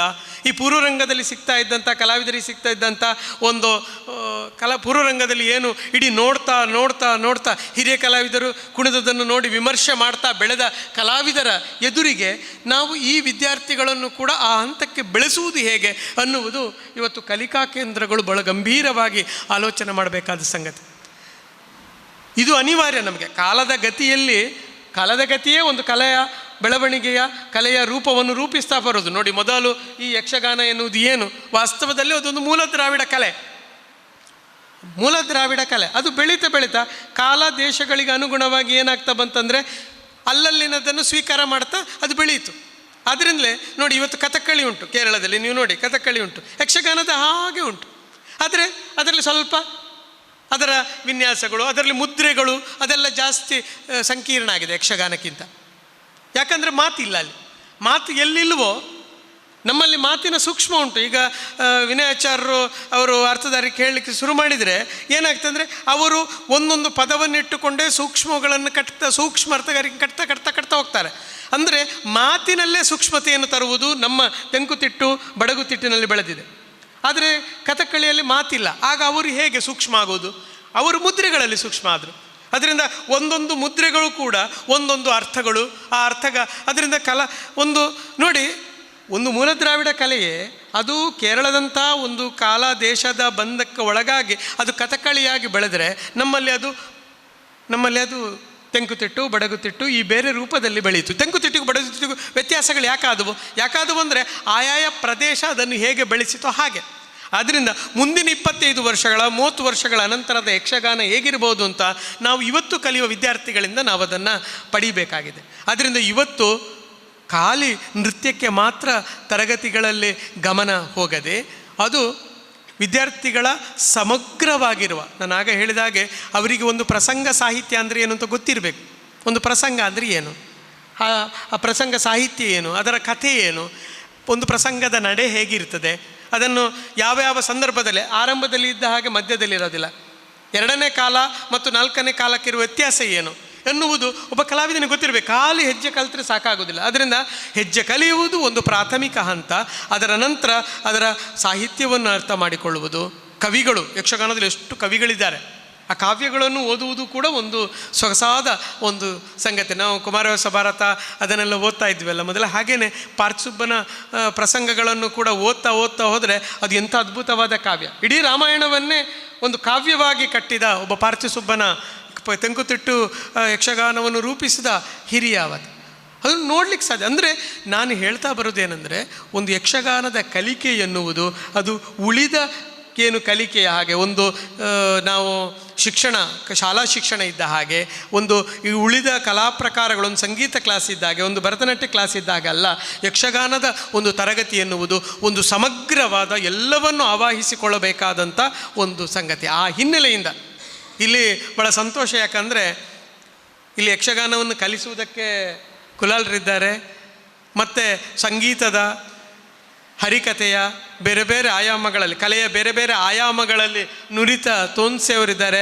ಅದರಿಂದ ಇಲ್ಲಿ ಯಾರು ಕಲಿಯುವ ವಿದ್ಯಾರ್ಥಿಗಳಿದ್ದಾರೋ ಅವರಿಗೆ ಹೆಚ್ಚು ಸಿಗ್ತದೆ ಅಂತ ನಮಗೆ ಖಂಡಿತ ಭರವಸೆ ಇದೆ.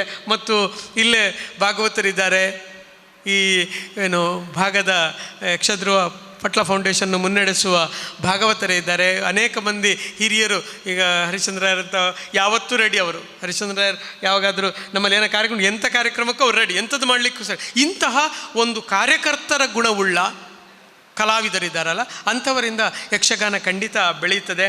ಅಂತಹ ಒಂದು ಒಳ್ಳೆಯ ಶುಭ ಕಾರ್ಯಕ್ಕೆ ಇದು ಸಂಸ್ಕೃತಿಯನ್ನು ಯಕ್ಷಗಾನವನ್ನು ಮಾತ್ರ ಬೆಳೆಸುವುದಲ್ಲ, ನಮ್ಮಲ್ಲಿ ಯಕ್ಷಗಾನದ ಕಲಿಕೆಯ ಮೂಲಕ ಹೊಸ ತಲೆಮಾರನ್ನು ಸೃಷ್ಟಿ ಮಾಡುವುದು ಅಂದರೆ ಅದು ನಮ್ಮ ಸಂಸ್ಕೃತಿಯನ್ನು, ನಮ್ಮ ಸಂಸ್ಕಾರವನ್ನು ಕೂಡ ವಿಸ್ತರಿಸುವ, ಭಾರತೀಯ ಪರಂಪರೆಯನ್ನು ಕೂಡ ಅದು ಬೆಳಗಿಸುವ ಒಂದು ಪ್ರಯತ್ನವು ಆಗಿರೋದ್ರಿಂದ ಇದಕ್ಕೆ ಬಹಳ ದೊಡ್ಡ ಮಹತ್ವ ಇದೆ ಅನ್ನುವುದನ್ನು ಹೇಳ್ತಾ, ಹಿರಿಯರಾದ ಮೋಹನ್ ಶೆಟ್ಟರು ಇದ್ದಾರೆ, ಅವರ ಅಧ್ಯಕ್ಷತೆಯಲ್ಲಿ ಇಲ್ಲಿ ಎಲ್ಲ ಚಟುವಟಿಕೆಗಳು ಕೂಡ ನಡೀತಾ ಇವೆ. ಮತ್ತು ಇಲ್ಲಿ ಅನೇಕ ಹಿರಿಯರು ಈಗಾಗಲೇ ಪ್ರಸ್ತಾಪ ಮಾಡಿದರು. ಅನೇಕ ಹಿರಿಯರ ಒಂದು ಸಾನ್ನಿಧ್ಯ ಈ ಪ್ರದೇಶದಲ್ಲಿ ಇರುವುದರಿಂದ ಸಹಜವಾಗಿ ಇದು ಬಹಳ ಚೆನ್ನಾಗಿ ಈ ತರಗತಿಗಳು ಮುಂದುವರಿಯುತ್ತದೆ. ಇದರ ವಾರ್ಷಿಕೋತ್ಸವಗಳಲ್ಲಿ, ಮುಂದಿನ ದಿನಗಳಲ್ಲಿ ಇದರ ವಾರ್ಷಿಕೋತ್ಸವಗಳಲ್ಲಿ ಭಾಗವಹಿಸುವ ಮತ್ತು ಇಲ್ಲಿ ಕಲಿತ ವಿದ್ಯಾರ್ಥಿಗಳ ಪ್ರದರ್ಶನವನ್ನು ನೋಡುವ ಸೌಭಾಗ್ಯವೂ ಕೂಡ ನನ್ನ ಪಾಲಿಗೆ ಬರಲಿ ಅಂತ ಪ್ರಾರ್ಥನೆ ಮಾಡ್ತಾ, ನನಗೆ ಈ ಅವಕಾಶವನ್ನು ಮಾಡಿಕೊಟ್ಟದ್ದಕ್ಕೆ ಮತ್ತೊಮ್ಮೆ ತೋನ್ಸೆಯವರಿಗೆ ಮತ್ತು ಇಡೀ ಬಳಗಕ್ಕೆ, ಇಲ್ಲಿರತಕ್ಕಂಥ ಎಲ್ಲ ಬಳಗಕ್ಕೆ ವಂದಿಸಿ ನನ್ನ ಮಾತು ಮುಗಿಸ್ತೇನೆ. ನಮಸ್ಕಾರ. ಕಲೆಯನ್ನು ಉಳಿಸುವ ಬೆಳೆಸುವ ನಿಟ್ಟಿನಲ್ಲಿ ಯಕ್ಷಗಾನ ಬಹಳ ಅಮೂಲ್ಯವಾದುದು, ಅದನ್ನು ಇಲ್ಲಿ ಆರಂಭಿಸುವುದು ಸೂಕ್ತ ಎಂಬಂಥ ಒಂದು ವಿಶೇಷ ನಮಗೆ ಕಿವಿ ಮಾತನ್ನು ಹೇಳಿದ್ದಾರೆ. ಡಾಕ್ಟರ್ ಧನಂಜಯ ಕೊಂಬಳೆ ಅವರಿಗೆ ಹೃತ್ಪೂರ್ವಕವಾದಂಥ ಅಭಿವಂದನೆಗಳನ್ನು ಸಲ್ಲಿಸ್ತಾ ಇದ್ದೇವೆ. ಕಾರ್ಯಕ್ರಮದಲ್ಲಿ ಆಶಯ ನುಡಿಗಳನ್ನು ಆಡಲಿಕ್ಕೆ ಕೂತಿದ್ದಾರೆ. ಮತ್ತು ಅವರು ತಾಳಮದ್ದಲೆಯಲ್ಲಿ ಕೂಡ ಅರ್ಥ ಹೇಳಲಿಕ್ಕೆ ಇರುವುದರಿಂದ ಅವರ ಭಾಷಣ ಉದ್ದೇ ಇರುವುದಿಲ್ಲ. ಬನ್ನಿ, ವಿನಯ್ ಆಚಾರ್ಯವರು ಅಂತ ಸರ್ವ ಮಾನ್ಯರೇ ಹಾಗೂ ಮುಂಭಾಗದಲ್ಲಿ ನೆರೆದಂಥ ಕಲಾಸಕ್ತರೇ, ಕಲಾಭಿಮಾನಿಗಳೇ, ಯಕ್ಷಗಾನ ಎಂಬುದು ಪಾಮರರ ಕಲೆ. ಪಂಡಿತರ ಪ್ರವೇಶ ಆದ ಮೇಲೆ ಮಾತಿನೊಂದಿಗೆ ತೊಡಗಿ ತಾಳಮದ್ದಲೆ ಎಂಬಂಥ ಕಲೆ ವಿಸ್ತಾರ ಆಗುತ್ತಾ ಬಂದ ಹಾಗೆ ಯಕ್ಷಗಾನ ಸ್ವಲ್ಪ ಬೆಳೀತಾ ಬಂತು. ತೆಂಕು, ಬಡಗು, ಬಡಾಬಡಗು ಎಂಬಂಥ 3 ವಿಭಾಗ, ಕಾಸರಗೋಡಿಂದ ನಮ್ಮ ಕುಮಟಾ, ಶಿರ್ಸಿ ಅಲ್ಲಿಯವರೆಗೆ ದಕ್ಷಿಣ ಕನ್ನಡ 3 ಜಿಲ್ಲೆಗಳಲ್ಲಿ ವ್ಯಾಪಿಸಿದ್ದಂಥ ಯಕ್ಷಗಾನದಲ್ಲಿ ಉಡುಪಿಯ ಯಕ್ಷಗಾನ ಕಲಾರಂಗ ಎಂಬುದು ಒಂದು ದೊಡ್ಡ ಕ್ರಾಂತಿಯನ್ನು ಮಾಡಿತ್ತು. ಶಿಕ್ಷಕ ನೇಮಿಸಿಕೊಂಡು ಮಕ್ಕಳಿಗೆ ತರಬೇತಿಯನ್ನು ಕೊಡುವುದರ ಮೂಲಕ ಅಲ್ಲಲ್ಲಿ ಯಕ್ಷಗಾನವನ್ನು ಮಾಡುತ್ತಾ ಯಕ್ಷಗಾನದ ಕಲೆಯನ್ನು ಮಕ್ಕಳಲ್ಲಿ ಬೆಳೆಸಿ ಅವರಿಗೆ ಅದರ ಮೂಲಕ ವಿದ್ಯೆಗೂ ಬೇಕಾದಂಥ ಪ್ರೋತ್ಸಾಹವನ್ನು ಕೊಡ್ತಾ ಬಂದರು. ಮೊದಲಿಗೆ ಹಳೆಯ ಕಾಲದ ಕಲಾವಿದರೆಲ್ಲ ಕಲ್ತದ್ದು ಎಲ್ಲಿ ಅಂತ ಹೇಳಿದರೆ ಹೊಟ್ಟೆಪಾಡಿಗಾಗಿ ಧರ್ಮಸ್ಥಳದಲ್ಲಿ ಕೇಂದ್ರದಲ್ಲಿ ಕಲಿತವರು. ಆಗ ಅವರಿಗೆ ಸಿಗ್ತಿದ್ದಂಥ 1 ರೂಪಾಯೋ 2 ರೂಪಾಯಿಯಲ್ಲಿಯೋ ಅವರು ಸಂತೋಷಪಟ್ಟು ಜೀವನ ಮಾಡ್ತಾಯಿದ್ರು. ಅಂಥವರೆಲ್ಲ ಯಾವ ರೀತಿಯಾಗಿ ನಿಸ್ವಾರ್ಥದಿಂದ ದುಡಿದಿದ್ದ ಇರೋದು, ಅದರ ಕಲೆಯ ಫಲವನ್ನು ಉಣ್ತಾ ಇರೋದು ಈಗಿನ ಯಕ್ಷಗಾನ ಕಲಾವಿದರು. ಹಿಂದಿನವ್ರದ್ದೆಲ್ಲ ಕೊಡುಗೆ ಇತ್ತು. ಅಂಥ ಕೊಡುಗೆಗಳು ಅವರಿಗೆ ಯಕ್ಷಗಾನವನ್ನು ಬಿಟ್ಟರೆ ಬೇರೇನು ಗೊತ್ತಿರಲಿಲ್ಲ. ಈಗ ಹಾಗಲ್ಲ, ಯಕ್ಷಗಾನದೊಂದಿಗೆ ಇನ್ನೊಂದು ಕಲೆಯನ್ನು ತೊಡಗಿಸಿಕೊಂಡು ಇದನ್ನು ಉಪವಿಭಾಗವಾಗಿ ಮಾಡುವವರು ಭಾಳಷ್ಟು ಜನ ಇದ್ದಾರೆ. ಹಾಗೆ ಅಂಥೇಳಿ ಯಕ್ಷಗಾನ ಎಂಬುದರಿಂದ ದೈಹಿಕ ಬೌದ್ಧಿಕವಾದಂಥ 2 ವಿಚಾರದಲ್ಲಿಯೂ ಒಬ್ಬ ಸಶಕ್ತನಾಗ್ತಾನೆ ಅಂತ ಹೇಳುವುದಕ್ಕೆ ಯಕ್ಷಗಾನವನ್ನು ಕಲಿತಂತಹ ವಿದ್ಯಾರ್ಥಿಗಳು ಓದಿನಲ್ಲಿಯೂ ಸದಾಕಾಲವು ಮುಂದಿರ್ತಾರೆ, ಆರೋಗ್ಯದಲ್ಲಿಯೂ ಮುಂದಿರ್ತಾರೆ. ಈ ಹಿನ್ನೆಲೆಯಲ್ಲಿ ಯಕ್ಷಗಾನವನ್ನು ಎಲ್ಲ ಕಡೆಯಲ್ಲಿಯೂ ಕಲಿಸುವಂಥ ಕೆಲಸವನ್ನು ಮಾಡ್ತಾ ಬಂದಿದ್ದಾರೆ. ಯಕ್ಷಧ್ರುವ ಪಟ್ಲ ಫೌಂಡೇಶನ್ ಎಂಬಂಥ ಒಂದು ಸಂಸ್ಥೆ ಕಳೆದ 10 ವರ್ಷಗಳಿಂದ ಯಕ್ಷಗಾನ ಕಲಾವಿದರಿಗಾಗಿ ಯಾವ ಸಮಸ್ಯೆಗಳಿದ್ದರೂ ಅದನ್ನು ನಿವಾರಿಸುವಲ್ಲಿ ಕೈ ಜೋಡಿಸಿದಂಥ ಸಂಸ್ಥೆ. ಅನೇಕ ದಾನಿಗಳು ಆ ಸಂಸ್ಥೆಯಲ್ಲಿದ್ದಾರೆ. ಅವರು ಸ್ಥಾಪಿಸಿದಂಥ ಸಂಸ್ಥೆಗಳು 3: ಒಂದು ಯಕ್ಷಧ್ರುವ ಪಟ್ಲ ಫೌಂಡೇಶನ್, ಯಕ್ಷಧ್ರುವ ಮಹಿಳಾ ಘಟಕ ಹಾಗೂ ಯಕ್ಷಧ್ರುವ ಹವ್ಯಾಸಿ ಬಳಗ ಅಂತ. ಕಳೆದ 10 ವರ್ಷಗಳಿಂದ ಯಕ್ಷಧ್ರುವ ಹವ್ಯಾಸಿ ಬಳಗ ಇದ್ದದ್ದು, ಕಳೆದ 1 ವರ್ಷಗಳಿಂದ ನಮ್ಮ ಒಂದು ತಂಡ ಅದರ ಜವಾಬ್ದಾರಿಯನ್ನು ತೆಗೆದುಕೊಂಡ ಮೇಲೆ ನಾವು ನಿಂತಲ್ಲೇ ನಿಲ್ಲಬಾರದು, ಬೇರೆ ಬೇರೆ ಪ್ರದೇಶಗಳಿಗೆ ಹೋಗಿ ಅಲ್ಲಿ ಯಕ್ಷಗಾನದ ಕಲೆಯನ್ನು ವಿಸ್ತರಿಸುವಂಥ ಪ್ರಯತ್ನ ಮಾಡಬೇಕು ಎಂಬಂಥ ಯೋಚನೆಯನ್ನು ಕೈಗೊಂಡಾಗ ಯಕ್ಷಧ್ರುವ ಪಟ್ಲ ಫೌಂಡೇಶನ್ ಅದಕ್ಕೆ ಪೂರ್ಣವಾದಂಥ ಸಹಕಾರ ಕೊಟ್ಟಿತು. ಹಾಗಾಗಿಯೇ ಮೊನ್ನೆ ದಿನ ಯಕ್ಷಾಂತರಂಗ ಎಂಬ ಹೆಸರಿನಿಂದ ಯಕ್ಷಗಾನದ ಹಾಡುಗಳ ಮಟ್ಟು ತಿಟ್ಟುಗಳ ಬಗ್ಗೆ ಒಂದು ಕಮ್ಮಟ ಮಾಡಿತು. ಮೊನ್ನೆ ತಲಪಾಡಿಯಲ್ಲಿ 10 ಗಂಟೆಗಳ ಕಾಲ ನಿರಂತರ ತಾಳಮದ್ದಳೆಯನ್ನು ಮಾಡಿತು. ಹೀಗೆ ಒಂದೊಂದು ಕಡೆಗಳಲ್ಲಿ ಒಂದೊಂದು ರೀತಿಯ ಯೋಜನೆಗಳನ್ನು ಹಾಕಿಕೊಂಡು ಆ ಯೋಜನೆಗಳು ಜನರಿಗೆ ಮುಟ್ಟಿಸುವ ಮಟ್ಟಿಗೆ, ಅಂದರೆ ಒಬ್ಬ ಹವ್ಯಾಸಿ ಕಲಾವಿದ ವೃತ್ತಿಪರನಿಗೂ ಸಮನಾಗಿ ವ್ಯವಹರಿಸುವಷ್ಟರ ಮಟ್ಟಿಗೆ ಅವನನ್ನು ತಯಾರು ಮಾಡಬೇಕು ಎಂಬಂಥ ಆಶಯ ಯಕ್ಷಧ್ರುವ ಪಟ್ಲ ಫೌಂಡೇಶನ್ ಇದ್ದು.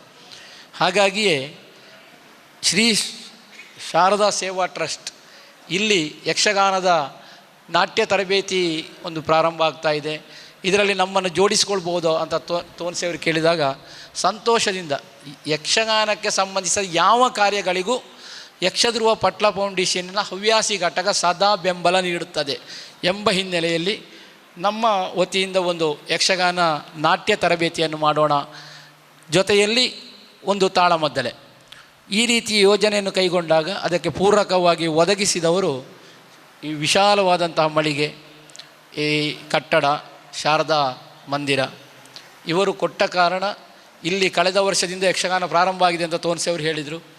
ಯಕ್ಷಗಾನ ಮಾತ್ರ ಅಲ್ಲ, ತಾಳಮದ್ದಲೆ ಇವೆಲ್ಲವೂ ಕೂಡ ಮಕ್ಕಳಿಗೆ ಒಂದು ರೀತಿಯ ಸಂಸ್ಕಾರವನ್ನು ನೀಡುವುದರೊಂದಿಗೆ ನಮ್ಮ ಸನಾತನ ಧರ್ಮದ ಮೂಲ ಉದ್ದೇಶಗಳನ್ನು ಪ್ರಚುರಪಡಿಸೋದಕ್ಕೆ ಸಾಧ್ಯವಾಗ್ತದೆ.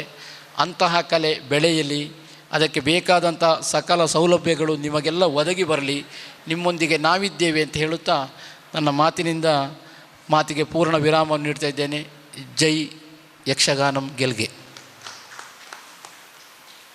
ಆಶಯ ನುಡಿಗಳನ್ನು ಆಡಿದಂಥ ವಿನಯಾಚಾರ್ಯ ಅವರಿಗೆ ಅಭಿವಂದನೆಗಳು. ನಮ್ಮನ್ನು ಇವತ್ತು ಸೇರಿಕೊಂಡಿದ್ದಾರೆ ನಮ್ಮ ಯಕ್ಷಧ್ರುವ ಪಟ್ಲ ಹವ್ಯಾಸಿ ಬಳಗದ ಮತ್ತೊಬ್ಬರು ಪ್ರಮುಖ ಸದಸ್ಯರು ಮತ್ತು ಕಲಾವಿದರಾಗಿರ್ತಕ್ಕಂಥ ಭಾಸ್ಕರ್ ರೈ ಕುಕ್ಕೋಳ್ಳಿ ಅವರು. ಅವರಿಗೆ ಹೇಳಿತು ಅಂದರೆ ಒಂದು ತಾಳಮದ್ದಲೆ ಕೂಡ ಉಂಟು ಇಲ್ಲಿ, ಶರಶೇತು ಬಂಧನ ಅಂಥೇಳಿ. ಅದಕ್ಕೆ ಅವರು ನನಗೆ ಯಾವ ಪಾತ್ರ ಅಂತ ಕೇಳಲಿಲ್ಲ, ಅದು ಕೇಳೋದಿಲ್ಲ ಅವ್ರು. ಯಾಕಂತ ಹೇಳಿದರೆ ಶೇಣಿ ಸಾಮಗರೊಟ್ಟಿಗೆ ಸಮರ್ಥವಾಗಿ ಅರ್ಥವನ್ನು ಜೋಶಿಯವರೊಟ್ಟಿಗೆ ಹೇಳಿಕೊಂಡು ಬಂದವರಾದ್ದರಿಂದ ಅಂತ ಹಿರಿಯ ಹವ್ಯಾಸಿ ವಿದ್ವಾಂಸರು ಭಾಸ್ಕರ ಕುಕ್ಕೋಳು ಆಗಮಿಸಿದ್ದಾರೆ. ಅವರಿಗೆ ಇಡೀ ಸಂಸ್ಥೆಯ ವತಿಯಿಂದ ಗೌರವಪೂರ್ಣವಾಗಿ ಸ್ವಾಗತ ಮತ್ತು ತಾಳಮದ್ದಲೆಗೆ ಪ್ರತ್ಯೇಕ ಸ್ವಾಗತ ಇದೆ. ಹಾಗೆ ನಮ್ಮೊಂದಿಗೆ ಇಲ್ಲಿ ಮಾರ್ಗದರ್ಶಕರಾಗಿ ರಾಜಾರಾಮ ಹೊಳ್ಳವರು ಮಾತಾಡ್ತೀರಾ ಕೇಳಿದೆ, ಇಲ್ಲ ನಾನು ಪದ್ಯ ಹಾಡ್ತೇನೆ ಹೇಳಿದರು, ಅದು ಭಾಗವತಿಗೆ ಮತ್ತೆ ಆಯಿತಾ. ಹಾಗಾಗಿ ಅವರು ಹಾಡಬಲ್ಲಂಥ ಭಾಗವತರಾದ್ದರಿಂದ ಅದು ಅವರದ್ದು ಪ್ರದರ್ಶನ ಅಲ್ಲಿ ಪುನಃ ಮಾತುಗಾರಿಕೆಯಲ್ಲಿಲ್ಲ. ಈಗ ನಮ್ಮೊಂದಿಗೆ ನಿಕಟಪೂರ್ವ ಅಧ್ಯಕ್ಷರು ಮತ್ತು ಮಾರ್ಗದರ್ಶಕರಾಗಿ ಸಂಸ್ಥೆಗೆ ಇರತಕ್ಕಂಥ ಪ್ರಕಾಶ್ ಹೆಚ್ ಅವರಿಗೆ ಒಂದು ಮಾತನಾಡಬೇಕಂತ ಅನಿಸಿದೆ. ಅವರು ಕೂಡ 2 ನುಡಿಗಳನ್ನು ಆಡಬೇಕಾಗಿ ವಿನಂತಿ. ಯಕ್ಷಗಾನದ ಈ ಒಂದು ರೂಪುರೇಖೆ ನಮ್ಮ 44ನೇ ವರ್ಷ ಶ್ರೀ ಶಾರದಾ ಸೇವಾ ಟ್ರಸ್ಟ್ ಆಗಿ ಈ ಸಭೆಯಾಗಿ 44 ವರ್ಷ ಆಯಿತು ಇಲ್ಲಿ. ಈ ನಿಟ್ಟಿನಲ್ಲಿ ನಾವು 2010ರಲ್ಲಿ ಅಲ್ಲಿ ನಮ್ಮ ಮಹೋತ್ಸವ ಸಮಿತಿ ಇದ್ದಾಗಲೇ ಶ್ರೀ ಶಾರದಾ ಯಕ್ಷಗಾನ ಮಂಡಳಿ ಒಂದು ಇದನ್ನು ಮಾಡಿದ್ದೆವಾಗ ಆಗ ಡಾಕ್ಟರ್ ಶ್ರೀಯುತ ಗೋವಿಂದ ಭಟ್, ನಮ್ಮ ಭಾಸ್ಕರ ಕುಕ್ಕೊಳ್ಳಿ ಅವರ ಕೆಲವರೆಲ್ಲ ಬಂದು ಒಂದು ತಾಳಮದ್ದಳೆ ಕಾರ್ಯಕ್ರಮ ನಡೆಸಿಕೊಟ್ಟಿದ್ದಾರೆ. ಆನಂತರ ಮೊನ್ನೆ ನಮ್ಮ ಉತ್ಸವದಲ್ಲಿ ಮಹಿಳಾ ಮಂಡಳಿ ವತಿಯಿಂದ ತೋಂಚೆ ಪುಷ್ಕಲ್ ಕುಮಾರ್ ಅವರ ನಿರ್ದೇಶನದಲ್ಲಿ ಸಹ ಒಂದು ತಾಳಮದ್ದಳೆ ಕಾರ್ಯಕ್ರಮ ಆಯಿತು.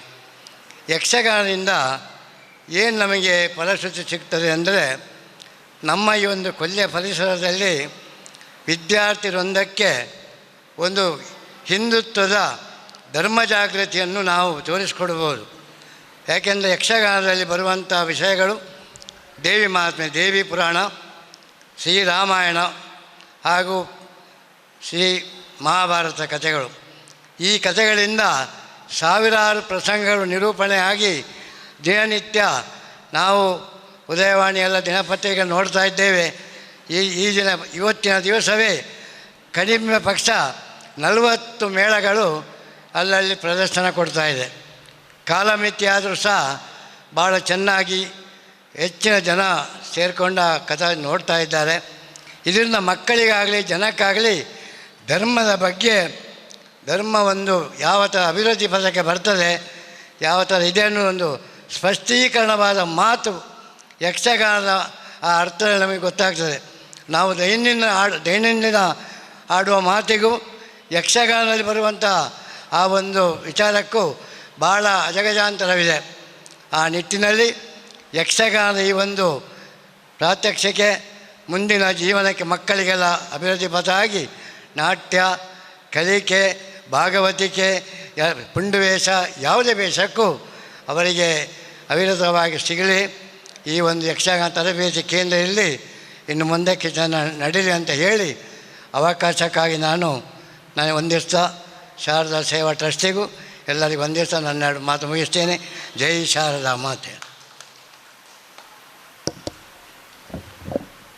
ಹಾಗೆ ನಮ್ಮ ಸೀತಾರಾಮ್ ಬಂಗೇರವರು ಕೂಡ ಅವರು ನಮಗೆಲ್ಲ ಆಶೀರ್ವಾದ ನೀಡಿ ವಿಮರ್ಶಾತ್ಮಕವಾಗಿ ಈಗ ಕೊನೆಯವರೆಗೆ ಈ ಪ್ರದರ್ಶನಗಳನ್ನೆಲ್ಲ ನೋಡುವಂಥವ್ರು ಒಂದು ಪ್ರೇಕ್ಷಕರು ಅವರೇ ಇಲ್ಲಿ ಒಂಜಿ ಅಭಿಪ್ರಾಯ ಒಂಜಿ ಯಕ್ಷಗಾನದ ಕ್ಲಾಸ್ ಮಲ್ಪೊಂಡಮ್ಮ ಅವು ಬೇತೆ ಬೇತೆ ಕಾರಣಗಳು ಅಂತ ತುಂಬಿಕೊಂಡು ಬೇತೆ ಬೇತೆ ತಿಂಗಳಿಗೆ ಮತ್ತೆ ಬಿಲ್ಡಿಂಗಿಂದ ಕೆಲಸ ಮಾತ್ರ ಕಂಪ್ಲೀಟ್ ಆಗುವಂದೆ ಯಾರು ಕರಿನ ಮೀಟಿಂಗ್ ನಮ್ಮಂಜಿ ಈ ಸರಿ ಮಲ್ಪೊಡೆ ಉದ್ದೇಶಡು ಯಾರನ್ನ ಒತ್ತೆ ಮಲ್ಪೊಡೆ ನಮ್ಮ ಅಂದು ಯಾಕೆ ಪ್ರಯತ್ನ ಮಸ್ತ್ ಬೈದಿರಾರು ಮತ್ತು ಜೋಕ್ಲಿ ಮತ್ತು ಕಾಂಟ್ಯಾಕ್ಟ್ ಆಗ್ತೀರಿ ಬಹುಶಃ ಜೋಕ್ಲು ಮಸ್ತ್ ಬರೆಯರಾರು ಈ ಕಾರ್ಯಕ್ರಮ ನೆಟ್ಟು ಜೋಕ್ಲು ಮಸ್ತ್ ಯಕ್ಷಗಾನ ಕಲ್ತದ್ದು ನೀ ಶಾರದಾ ಮಂದಿರ ಒಂಜಿ ಯಕ್ಷಗಾನ ಒಂಜಿ ಸಂಘನೆ ಮಲ್ತದ್ದು ಪುರದ ವರ್ಷೋತ್ಸವ ಶಾರದೋತ್ಸವ ವರ್ಷೋತ್ಸವ ಒಂಜಿ ಕಾರ್ಯಕ್ರಮ ಕೊರ್ಪಲಕ ಶಾರದಾ ಮತ್ತು ಒದಗಡೆ ಅಂಚನೆ ಪುಷ್ಕಲ್ನ ಈ ಪ್ರಯತ್ನ ಯಶಸ್ವಿ ಬಂದು ಪ್ರಾರ್ಥನೆ ಮತ್ತು ಜೈ. ಅದು ಕಷ್ಟ ಆಗೋದಿಲ್ಲ. ಹಾಗಾಗಿ ಎಲ್ಲ ಈ ಸಂಘದ ಸದಸ್ಯರ, ಟ್ರಸ್ಟಿಗಳ ಮತ್ತು ಉತ್ಸವ ಸಮಿತಿಗೆ ಸಂಬಂಧಪಟ್ಟ ಹಾಗೆ ಇದ್ದ ಹಾಗೆ ಕಂಡುಬರುವುದರಿಂದ ಇದನ್ನು ಮುಂದುವರಿಸಿದ್ದೇವೆ. ಹಿರಿಯರ ಆಶೀರ್ವಾದ ಇರಲಿ, ಶಾರದೆಯ ಅನುಗ್ರಹ ಇರಲಿ ಮತ್ತು ನಿಮ್ಮೆಲ್ಲರ ಪ್ರೋತ್ಸಾಹ ಇರಲಿ ಅಂತ ಆಶಿಸ್ತಾ ಈಗ ಧನ್ಯವಾದ ಸಮರ್ಪಣೆ ನಮ್ಮ ಟ್ರಸ್ಟ್ನ ಪ್ರಧಾನ ಕಾರ್ಯದರ್ಶಿ ರಾಜೇಶ್ KS. ಶ್ರೀ ಶಾರದಾ ಸೇವಾ ಟ್ರಸ್ಟ್ ರಿಜಿಸ್ಟರ್ಡ್ ಸಾರ್ವಜನಿಕ ಶ್ರೀ ಶಾರದಾ ಮಹೋತ್ಸವ ಸಮಿತಿ ಕೊಲ್ಯ ಸೋಮೇಶ್ವರ ಇದರ ಸಂಯುಕ್ತ ಆಶ್ರಯದಲ್ಲಿ ಯಕ್ಷಗಾನ ತರಗತಿ ಯಕ್ಷಧ್ರುವ ಪಟ್ಲ ಹವ್ಯಾಸಿ ಘಟಕದ ವತಿಯಿಂದ ಯಕ್ಷಗಾನ ನೃತ್ಯ ಪ್ರಾತ್ಯಕ್ಷಿಕೆ ನಂತರ ಯಕ್ಷಗಾನ ತಾಳಮದ್ದಳೆ ಈ ಕಾರ್ಯಕ್ರಮಕ್ಕೆ ಆಗಮಿಸಿ ವೇದಿಕೆಯಲ್ಲಿ ಇರುವಂಥ ನಮ್ಮ ಈ ಕಾರ್ಯಕ್ರಮವನ್ನು ಉದ್ಘಾಟನೆ ಮಾಡಿದಂತಹ ಡಾಕ್ಟರ್ ಧನಂಜಯ ಕುಂಬ್ಳೆ, ನಿರ್ದೇಶಕರು, ಯಕ್ಷಗಾನ ಅಧ್ಯಯನ ಕೇಂದ್ರ, ಮಂಗಳೂರು ವಿಶ್ವವಿದ್ಯಾನಿಲಯ, ಇವರಿಗೆ ನಮ್ಮ ಸಮಿತಿಯ ವತಿಯಿಂದ ಹೃತ್ಪೂರ್ವಕ ಧನ್ಯವಾದವನ್ನು ಸಮರ್ಪಿಸುತ್ತಿದ್ದೇವೆ. ಅದೇ ರೀತಿ ಈ ಕಾರ್ಯಕ್ರಮದ ಅಧ್ಯಕ್ಷತೆಯನ್ನು ವಹಿಸಿದಂತಹ ಶ್ರೀ ಶಾರದಾ ಸೇವಾ ಟ್ರಸ್ಟಿನ ಅಧ್ಯಕ್ಷರಾದಂಥ ಮೋಹನ್ ಶೆಟ್ಟಿ ಕುಂಪಲ, ಇವರಿಗೂ ಕೂಡ ಹೃತ್ಪೂರ್ವಕ ಧನ್ಯವಾದವನ್ನು ಸಮರ್ಪಿಸುತ್ತಿದ್ದೇವೆ. ವೇದಿಕೆಯಲ್ಲಿ ನಮ್ಮೆಲ್ಲರನ್ನು ಉದ್ದೇಶಿಸಿ ಆಶಯ ನುಡಿದಂತಹ ಶ್ರೀ ವಿನಯ ಆಚಾರ್, ಪ್ರಧಾನ ಕಾರ್ಯದರ್ಶಿ, ಯಕ್ಷಧ್ರುವ ಪಟ್ಲ ಹವ್ಯಾಸಿ ಘಟಕ, ಇವರಿಗೂ ಕೂಡ ಸಮಿತಿಯ ವತಿಯಿಂದ ಹೃತ್ಪೂರ್ವಕ ಧನ್ಯವಾದವನ್ನು ಸಮರ್ಪಿಸಿದ್ದೇವೆ. ಅದೇ ರೀತಿ ಹಿಮ್ಮೇಳ ಭಾಗವತರು ಶ್ರೀ ರಾಜರಾಮ್ ಹೊಳ್ಳ, ಇವರಿಗೂ ಕೂಡ ನಾವು ಸಮಿತಿಯ ಪರವಾಗಿ ಹೃತ್ಪೂರ್ವಕ ಧನ್ಯವಾದವನ್ನು ಸಮರ್ಪಿಸುತ್ತಿದ್ದೇವೆ. ಅದೇ ರೀತಿ ಸಾರ್ವಜನಿಕ ಶ್ರೀ ಶಾರದಾ ಮಹೋತ್ಸವ ಸಮಿತಿಯ ಗೌರವ ಅಧ್ಯಕ್ಷರಾದಂತಹ ಸೀತಾರಾಮ್ ಬಂಗೇರ ಕೊಲ್ಯ, ಇವರಿಗೂ ಕೂಡ ಹೃತ್ಪೂರ್ವಕ ಧನ್ಯವಾದ. ಅದೇ ರೀತಿ ಸಮಿತಿಯ ನಮ್ಮ ನಿಕಟಪೂರ್ವ ಅಧ್ಯಕ್ಷರಾದಂಥ ಪ್ರಕಾಶ್ H. ಕೊಲ್ಯ, ಇವರಿಗೂ ಕೂಡ ಸಮಿತಿಯ ವತಿಯಿಂದ ಹೃತ್ಪೂರ್ವಕ ಧನ್ಯವಾದವನ್ನು ಸಮರ್ಪಿಸುತ್ತಿದ್ದೇನೆ. ಅದೇ ರೀತಿ ನಮ್ಮ ಯಕ್ಷಗಾನ ತರಗತಿಯ ಶಿಕ್ಷಕರಾದಂತಹ ಜಿತೇಶ್ ಕುಲಾಲ್, ಇವರಿಗೂ ಕೂಡ ಸಮಿತಿಯ ವತಿಯಿಂದ ಹೃತ್ಪೂರ್ವಕ ಧನ್ಯವಾದವನ್ನು ಸಮರ್ಪಿಸುತ್ತಿದ್ದೇನೆ. ಈ ಕಾರ್ಯಕ್ರಮದ ರೂಪುರೇಷೆಯನ್ನು ಮಾಡಿದಂಥ ಮತ್ತು ಈ ಕಾರ್ಯಕ್ರಮವನ್ನು ಸಂಘಟಿಸಿದಂತಹ ತೋನ್ಸಿ ಪುಷ್ಕಲ್ ಕುಮಾರ್, ಇವರಿಗೂ ಕೂಡ ಸಮಿತಿಯ ವತಿಯಿಂದ ಹೃತ್ಪೂರ್ವಕ ಧನ್ಯವಾದ.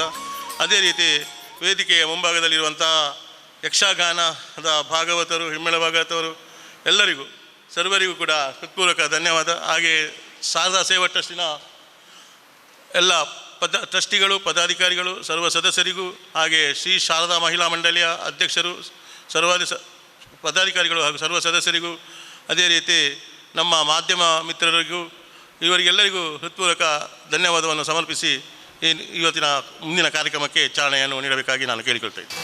ಯಕ್ಷಗಾನದ ಆಯಕಟ್ಟು ನಡೆದು ಬಂದಂತಹ ರೀತಿ ಈಗಾಗಲೇ ನಮ್ಮಲ್ಲಿದ್ದಂತಹ ಪಂಡಿತರೆಲ್ಲರೂ ಹೇಳಿದರು ಅದು ಹೇಗೆ ಬೆಳೆದು ಬಂತು, ಯಾವ ಪ್ರಕಾರದಲ್ಲಿ ಬೆಳೆದು ಬಂತು ಅಂತ. ಈ ಯಕ್ಷಗಾನದ ನೃತ್ಯ ಪ್ರಕಾರಕ್ಕೆ ಮುಂದೆ ನಿಮ್ಮ ಗುರುಗಳೆಲ್ಲ ಹೇಳ್ಬೋದು ಆ ವಿಷಯವನ್ನು. ನೃತ್ಯ ಪ್ರಕಾರ ಸಾಮಾನ್ಯವಾಗಿ ಈ ತಾಳಗಳ ಆಯಾಮದಲ್ಲಿ ಕಟ್ಟಿ ಹೋಗ್ತದೆ.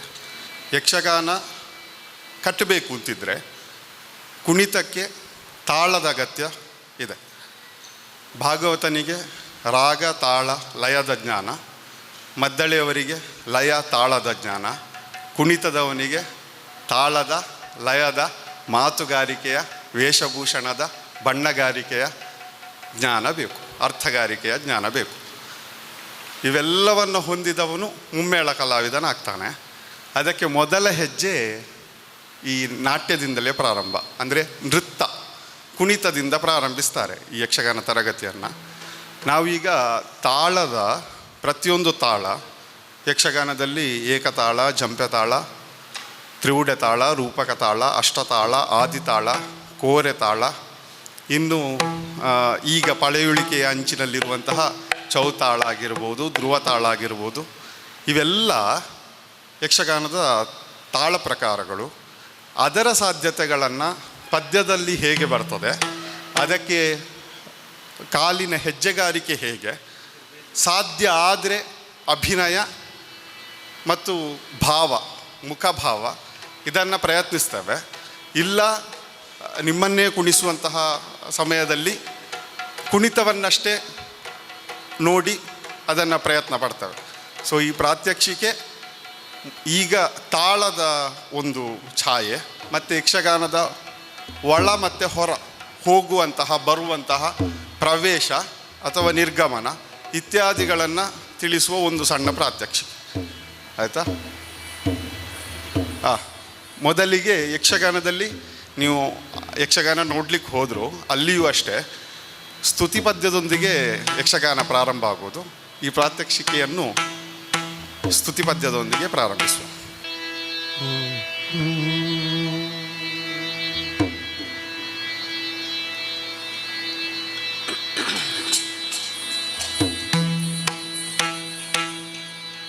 ಶ್ರೀ ಗುರುಗಣಾಧಿಪತಯೇ ನಮಃ.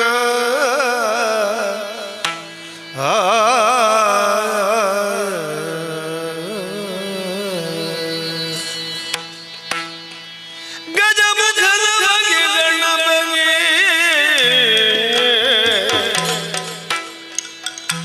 ಚೆಲುವ ತ್ರಿಜಗವಂದಿತ ನಿಗಾರತಿ ಎತ್ತಿರೆ ಆರತಿ ಎತ್ತಿರೆ ಗಜಮುಖದ ಬಗೆ ಗಣಪಗೆ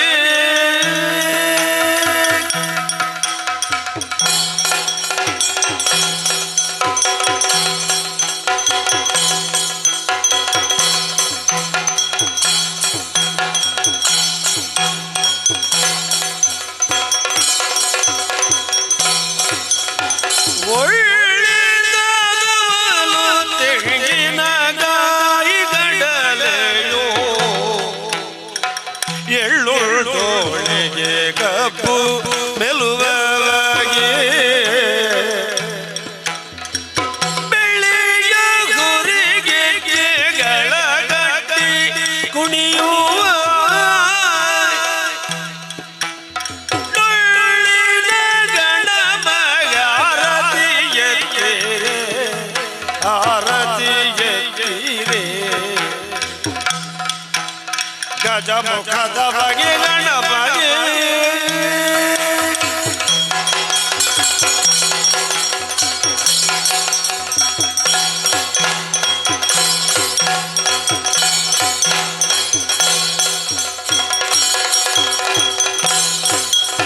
ಕರದುಳು ಬರಜು ಭಾಷಾ ಕುಶಧರಗೆ ಹರುಷದಿ ಬೈಬರ ಪೊರೆವಗೆ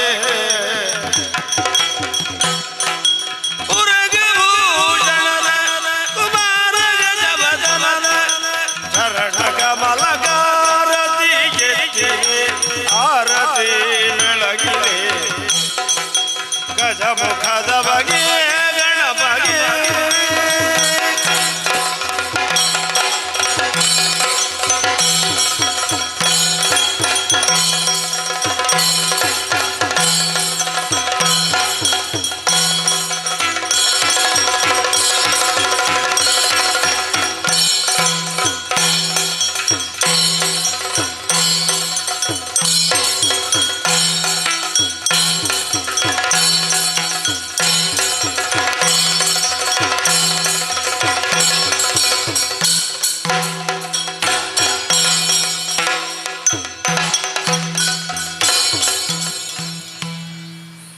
ಈ ಸ್ತುತಿ ಪದ್ಯ ತ್ವರಿತ ತ್ರಿವುಡೆಯಿಂದ ಪ್ರಾರಂಭವಾಗಿ ಅಷ್ಟದಲ್ಲಿ ಮುಕ್ತಾಯ ಆಗುತ್ತದೆ, ತ್ವರಿತ ಅಷ್ಟದಲ್ಲಿ. ಈಗ ಮುಂದೆ ಒಂದು ಪ್ರವೇಶವನ್ನು ಮಾಡಿ, ಪ್ರವೇಶ ಅಂತ ಹೇಳಿದರೆ ವೇಷ ರಂಗಸ್ಥಳಕ್ಕೆ ಬರುವಂತಹ ಒಂದು ನಡೆ, ಆ ಪ್ರವೇಶವನ್ನು ಮಾಡಿ ಅನಂತರ ನಾವು ಜಂಪೆ ತಾಳದ ಒಂದು ಪೀಠಿಕೆ ಪದ್ಯವನ್ನು ಕುಣಿತೇವೆ. ಅದರ ಬೆನ್ನಿಗೆ ಜಂಪೆ ತಾಳದ ಏರು ಪದ್ಯ, ಅಂದರೆ ತ್ವರಿತ ಜಂಪೆಯ ನಡೆಯಲ್ಲಿರುವಂತಹ ಜಂಪೆ ತಾಳದ ಏರು ಪದ್ಯವನ್ನು ಅದರ ಬೆನ್ನಿಗೆ ಕುಣಿತೇವೆ. ಯಕ್ಷಗಾನದಲ್ಲಿ ನಿರ್ದೇಶಕರು ಅಂತ ಹೇಳಿದರೆ ಭಾಗವತರು ಹೇಗೆ ತಗೊಂಡು ಹೋಗ್ತಾರೆ ಆ ರೀತಿ ಪ್ರಸಂಗ ಹೋಗುತ್ತದೆ. ಇಲ್ಲಿಯೂ ಅಷ್ಟೇ, ನಿರ್ದೇಶಕರು ಭಾಗವತರು, ಅವರು ಹೇಗೆ ಈಗ ಹೇಳ್ತಾರೆ ಅದರ ಪ್ರಕಾರ ನಾವು ಮುಂದೆ ತಗೊಂಡು ಹೋಗುತ್ತಾರೆ. ಧನ್ಯವಾದ.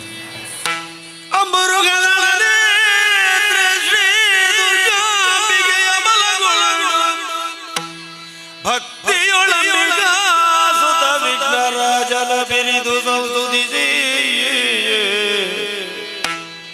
ಅಂಬುದಿಸಿಯ ಆತ್ಮಜಿಗೆ ಕೈ ಮುಗಿದಂಬುಜಾತನವಾಣಿಯರ ಪದಾಂಬುಜಕ್ಕೆ ಪೊಡಬಡುದ ವರ್ಣಿಸಿನಿ ಕಥಾಮೃತವ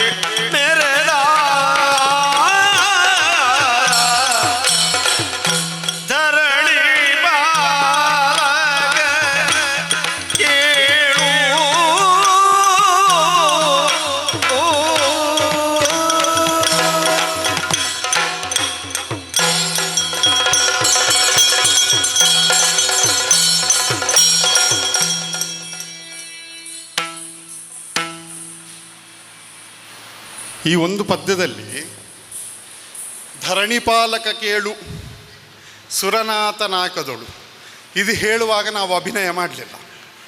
ಯಾಕೆ? ಈ ವಿಷಯವನ್ನು ಋಷಿಮುನಿಗಳು ಹೇಳ್ತಾ ಇರುವಂಥದ್ದು. ಅದನ್ನು ಕೇಳುವಾಗ ಪದ್ಯದ ಪ್ರಾರಂಭ ಧರಣಿಪಾಲಕ ಕೇಳುವಿಂದಲೇ ಪ್ರಾರಂಭ ಆದರೂ ಅಭಿನಯ ದೇವೇಂದ್ರನಾದವನು ಎಲ್ಲಿಂದ ಮಾಡಬೇಕು ಅನ್ನುವ ಪ್ರಶ್ನೆ ಉಂಟು. ಧರಣಿಪಾಲಕ ಕೇಳು ಸುರನಾಥ ನಾಕದೊಳು ಅಲ್ಲಿಯವರೆಗೆ ಅಭಿನಯ ಇಲ್ಲ. ಏನು ಮಾಡಿದ ನಾಕದಲ್ಲಿ? ನೆರಹಿಸುತ್ತ ಸುಮನಸರ ನುಡಿದ ಮನದಿರವ. ಅವನ ಮನಸ್ಸಿನಲ್ಲಿ ಯಾವುದೋ ಒಂದು ವಿಷಯ ಇತ್ತು, ಅದನ್ನು ಹೇಳಿದ. ಇದು ಜಂಪೆ ತಾಳದಲ್ಲಿ ಈಗ ಪ್ರಸ್ತಾಪ ಮಾಡಿತ್ತು. ಜಂಪೆ ತಾಳ ಒಟ್ಟು 10 ಮಾತ್ರೆಯ ಒಂದು ತಾಳ. ಮುಂದೆ ನಿಮಗೆ ಗುರುಗಳು ಹೇಳ್ತಾರೆ 5 ಗಾತ 10 ಮಾತ್ರೆಯ ಒಂದು ತಾಳ. ಅದರ ಕ್ರಮ ಒಂದು ಏಕತಾಳ ಒಂದು ರೂಪಕ ತಾಳದೊಟ್ಟಿಗೆ ಹೋಗ್ತದೆ. ಈಗ ಇದರದ್ದೇ ಒಂದು ಏರು ಪದ್ಯವನ್ನು ನೋಡುವ. ಏರು ಪದ್ಯ ಅಂತ ಹೇಳಿದರೆ ತ್ವರಿತಗತಿಯ ಜಂಪೆ. ಅದು 5 ಮಾತ್ರ ಕಾಲದಲ್ಲಿರ್ತದೆ. ಏರು ಅಂದರೆ ಸಿಟ್ಟು ಬಂದಾಗ ಒಬ್ಬ ಯಕ್ಷಗಾನ ಕಲಾವಿದ ವೇಷಧಾರಿ ಒಬ್ಬ ಸಿಟ್ಟು ಬಂದರೆ ಅವ ಹೇಗೆ ಕುಣಿತಾನೆ, ಹೇಗೆ ಪ್ರವೇಶಕ್ಕೆ ಒಂದು ನಡೆ ಅಂತ ಇತ್ತೋ, ನಿಧಾನ ಪದ್ಯಕ್ಕೆ ಹೇಗಿತ್ತೋ, ಸಿಟ್ಟು ಬಂದಾಗ ಒಂದು ನಡೆ ಇದೆ, ಅದನ್ನೇ ಏರು ಪದ ಅಂತ ಹೇಳ್ತೇವೆ. ಅದಕ್ಕೆ ಸುತ್ತು ಹೋಗುವ ಕ್ರಮ ಇದೆ, ಅದನ್ನು ಈಗ ನೋಡ್ತೀವಿ.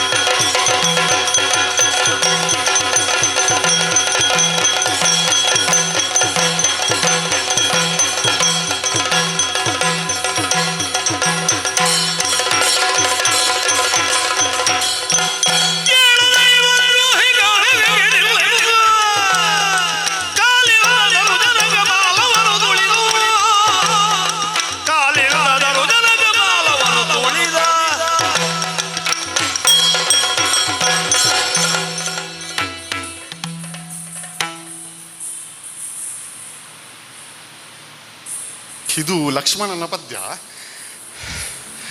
ಇಂದ್ರಜಿತು ಯಾಗಕ್ಕೆ ಕೂತಂತಹ ಸಂದರ್ಭದಲ್ಲಿ ಅವನನ್ನು ಎಬ್ಬಿಸುವಂತಹ ಪದ್ಯ. ಆದ್ದರಿಂದ ಲಕ್ಷ್ಮಣನ ಮುಖದಲ್ಲಿ ಅಷ್ಟು ಸಿಟ್ಟಿತ್ತು.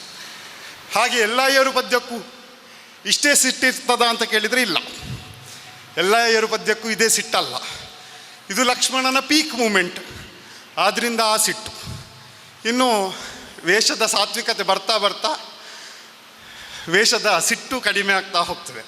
ರಾಮನ ಸಿಟ್ಟು ಹೀಗಲ್ಲ, ಲಕ್ಷ್ಮಣನ ಸಿಟ್ಟು ಹೀಗೆ. ರಾಮನ ಸಿಟ್ಟು ಬೇರೆ ರೀತಿ, ಕೃಷ್ಣನ ಕಪಟದ ಸಿಟ್ಟು ಬೇರೆ. ಹೀಗೆ ಪಾತ್ರ ಚಿತ್ರಣಕ್ಕೆ ಬೇಕಾಗಿ ಆ ಸಿಟ್ಟನ್ನು ನಾವು ಬದಲಾಯಿಸಿಕೊಳ್ಬೇಕು. ಮುಂದೆ ಜಂಪೆ ಆಯಿತು, ಈಗ ತ್ರಿವುಡೆ ತಾಳದ ನಡೆಯನ್ನೊಮ್ಮೆ ನೋಡುವ.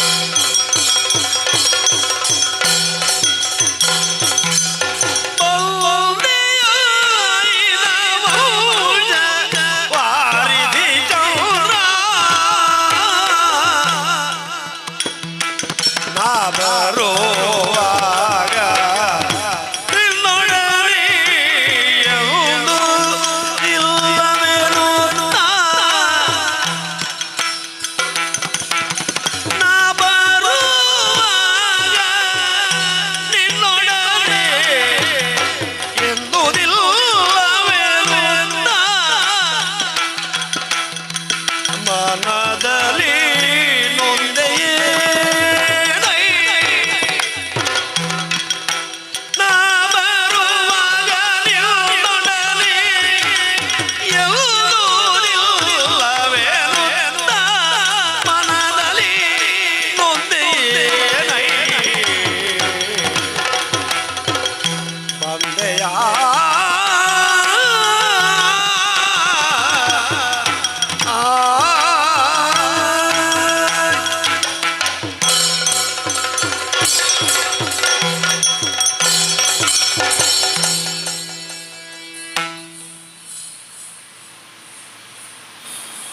ಭಾವಾಭಿನಯ ಮಾತ್ರ ಬದಲಾಗುತ್ತದೆ.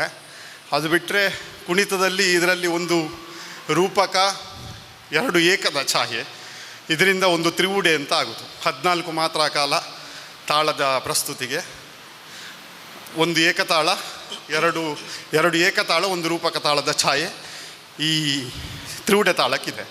ಈಗ ಇದರದ್ದೇ ಒಂದು ಏರು ಪದ್ಯ ನೋಡು.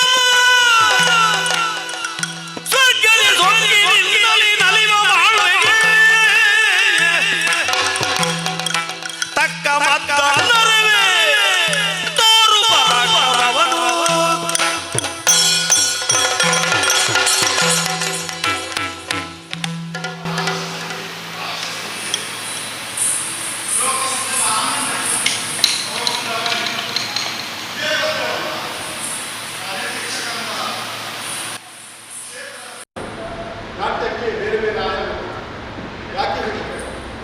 ಇದೇ ಪದ್ಯವನ್ನು ಬೇರೆ ರಾಕ್ಷಸ ಸಿಟ್ಟಿನಲ್ಲಿ ಕುಣಿಯುವುದು ಅಂತ, ಅದಕ್ಕೆ ಸಿಟ್ಟಿನ ಆಯಾಮವನ್ನು ಇದಕ್ಕೆ ಕಲ್ಪಿಸ್ತಾರೆ.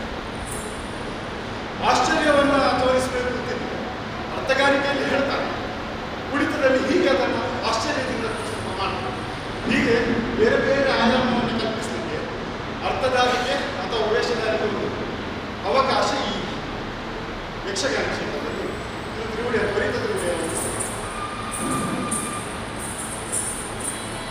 ಮುಂದೆ ರೂಪಕ ತಾಳ. ಒಂದು ರೂಪಕ ಅಂತ ಹೇಳಿದರೆ 6 ಬಿಸಿಬೇಕು, ಅದಕ್ಕೆ 6 ಮಾತ್ರ ಒಂದು ತಾಳ. ಅದರ ಪ್ರಸ್ತುತಿ ಹೇಗಾಗ್ತದೆ?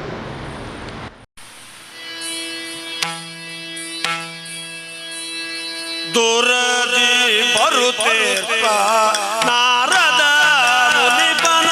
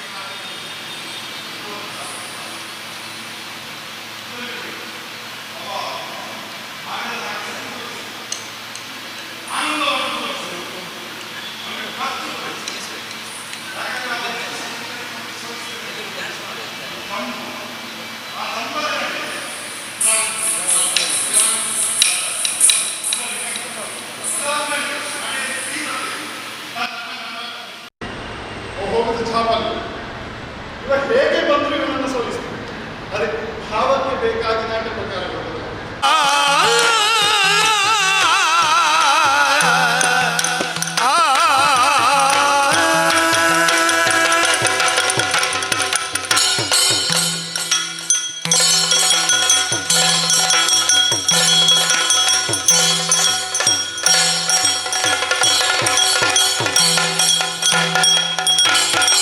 ಸಾರಿ ಕೊಂದರೆ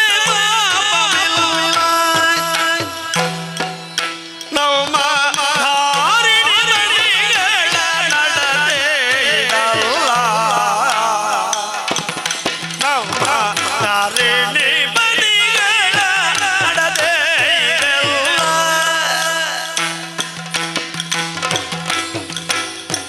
ಇನ್ನಾದರೆ ನಾನು ಕಂಡು ಇಲ್ಲಾದರೆ ನಾನು ಕಂಡು ಸದಿಯಲ್ಲೂ ನೀತು ತಮ್ಮನ ಕೂಡಿಕೊಂಡು ಚೆನ್ನಾಗಿದ್ದರೆ ಬಹುದಳು ಚೆನ್ನಾಗಿದ್ದರೆ ಬಹುದಳು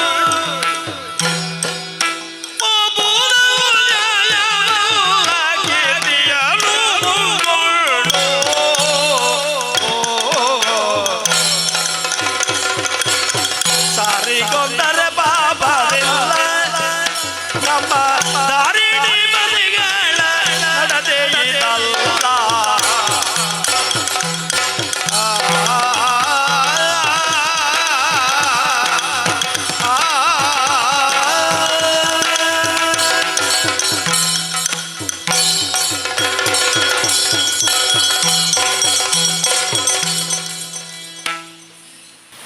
ಈ ಅಷ್ಟತಾಳಕ್ಕಾಗುವಾಗ ಅದಕ್ಕೆ ಒಂದು ಕ್ರಮ ಉಂಟು. ಅಷ್ಟತಾಳದಿಂದ ಇನ್ನೊಂದು ತಾಳಕ್ಕೆ, ಎಲ್ಲ ತಾಳಕ್ಕೂ ಉಂಟು. ಅದು ಸಾಮಾನ್ಯ ನಡೆಯಲ್ಲಿರುವ ಪದ್ಯಗಳನ್ನು ತೆಗೆಯದೆಯೂ ಉಳಿಯುವ ಅವಕಾಶ ಒಂದು ಭಾಗವತರಿಗಿರ್ತದೆ. ಅಷ್ಟತಾಳದಲ್ಲಿ ದುಃಖ ಪದ್ಯ ತೆಗೆಯುವುದಿಲ್ಲ. ಅದನ್ನು ಹೊರತಾಗಿ ಅಷ್ಟತಾಳದ ಸಾಮಾನ್ಯ ಎಲ್ಲ ಪದ್ಯಗಳು ಉಡಾಫೆಗೆ ಹೋಗುತ್ತದೆ. ಉಡಾಫೆ ಅಂತ ಹೇಳಿದರೆ ತ್ವರಿತ ಏಕತಾಳದಲ್ಲಿ 8 ಮಾತ್ರೆಗಳು, ಅದಕ್ಕೆ ಸಿದ್ಧ 3 ತಾಳಗಳಲ್ಲಿ ಬಾರಿಸ್ತೇವೆ, 4 ಘಾತಗಳನ್ನು ತಗೊಳ್ತೇವೆ. ಆ ರೀತಿಯ ಒಂದು ಛಾಯೆ ಇರುವಂತಹ ತಾಳ. ಅದರ ತ್ವರಿತಗತಿ ಅದು ಏಕತಾಳ ಅಂತಾದರೆ ಇದ್ರ 2ರಷ್ಟು ಸ್ಪೀಡಿನಲ್ಲಿ ಆ ತಾಳದ ನಡೆ ಇರ್ತದೆ. ಈಗ ನೀವು ಕುಣಿಯುವಾಗ ನೋಡಿರ್ಬೋದು ಅದನ್ನು. ಇದು ಏಕತಾಳದ ತ್ವರಿತಗತಿ. ಈ ನಡೆಯಲ್ಲಿ ಕುಣಿತೇವೆ ಅದನ್ನು. ಸೊ ಉಡಾಫೆಗೆ ಹೋಗುತ್ತದೆ. ಹಾಗೆ ಅಂತಲ್ಲ, ಇದು ಅಷ್ಟದಿಂದ ಉಡಾಫೆಗೆ ಹೋಗಿ ಮತ್ತೆ ಪುನಃ ಅಷ್ಟಕ್ಕೆ ಬರುವ ಪದ್ಯಗಳು ಉಂಟು, ಅದಲ್ಲ ಅಂತಲ್ಲ. ಆದರೆ ಸಾಮಾನ್ಯವಾಗಿ ಅಷ್ಟದಿಂದ ಉಡಾಫೆಗೆ ಹೋಗುತ್ತದೆ. ಉಡಾಫೆಯಲ್ಲಿ ಸಾಮಾನ್ಯ ಪದ್ಯಗಳನ್ನು ತೆಗೆಯುವುದಿಲ್ಲ, ಬಲು ಅಪರೂಪ ಉಡಾಫೆಯಲ್ಲಿ ಪದ್ಯವನ್ನು ತೆಗೆಯುವುದು. ಅಷ್ಟತಾಳದಲ್ಲೇ ತೆಗೆದು ಅದನ್ನು ತೆಗಿತಾರೆ. ಈಗ ನಾವು ಅದೇ ಅಷ್ಟತಾಳದ ತ್ವರಿತಗತಿ ಏರು ಅಷ್ಟ, ತ್ವರಿತ ಅಷ್ಟವನ್ನು ಏರು ಪದ್ಯದಲ್ಲಿ ನೋಡು.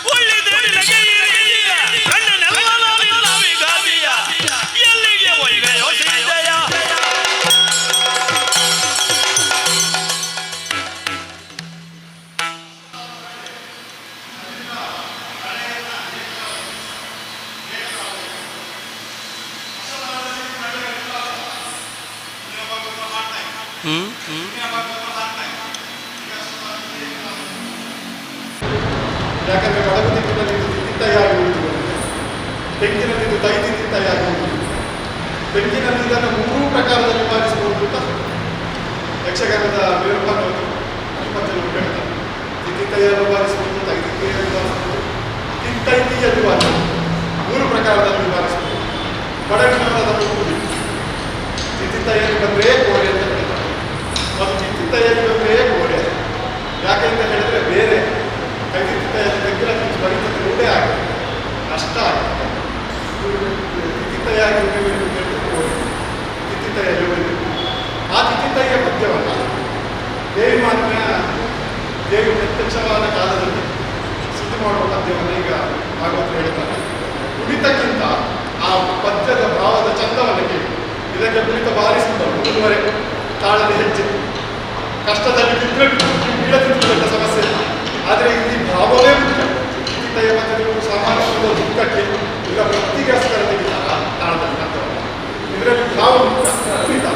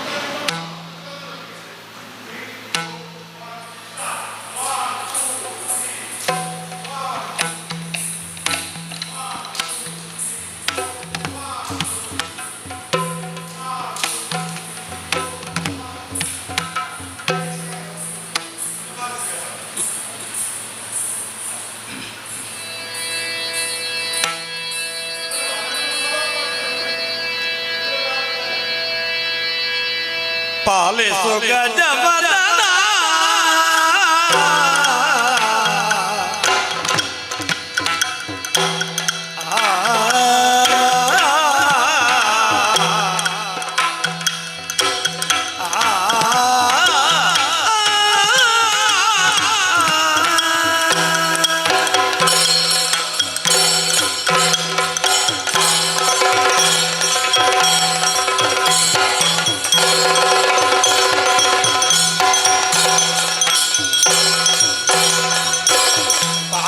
ಗಜವದನ ಸುಗುಣ ವಿಶಾಲ ದಯಾ ಸುಗುಣ ವಿಶಾಲ ದಯಾ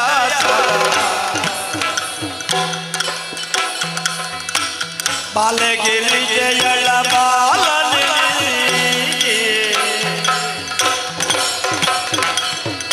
ಬಾಲಗಿರಿ ಜಯಳ ಬಾಲನಿ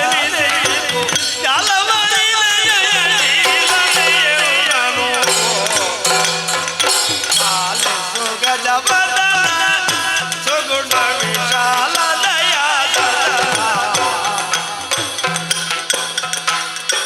ಅಂಬಾಸುತ ದೇವ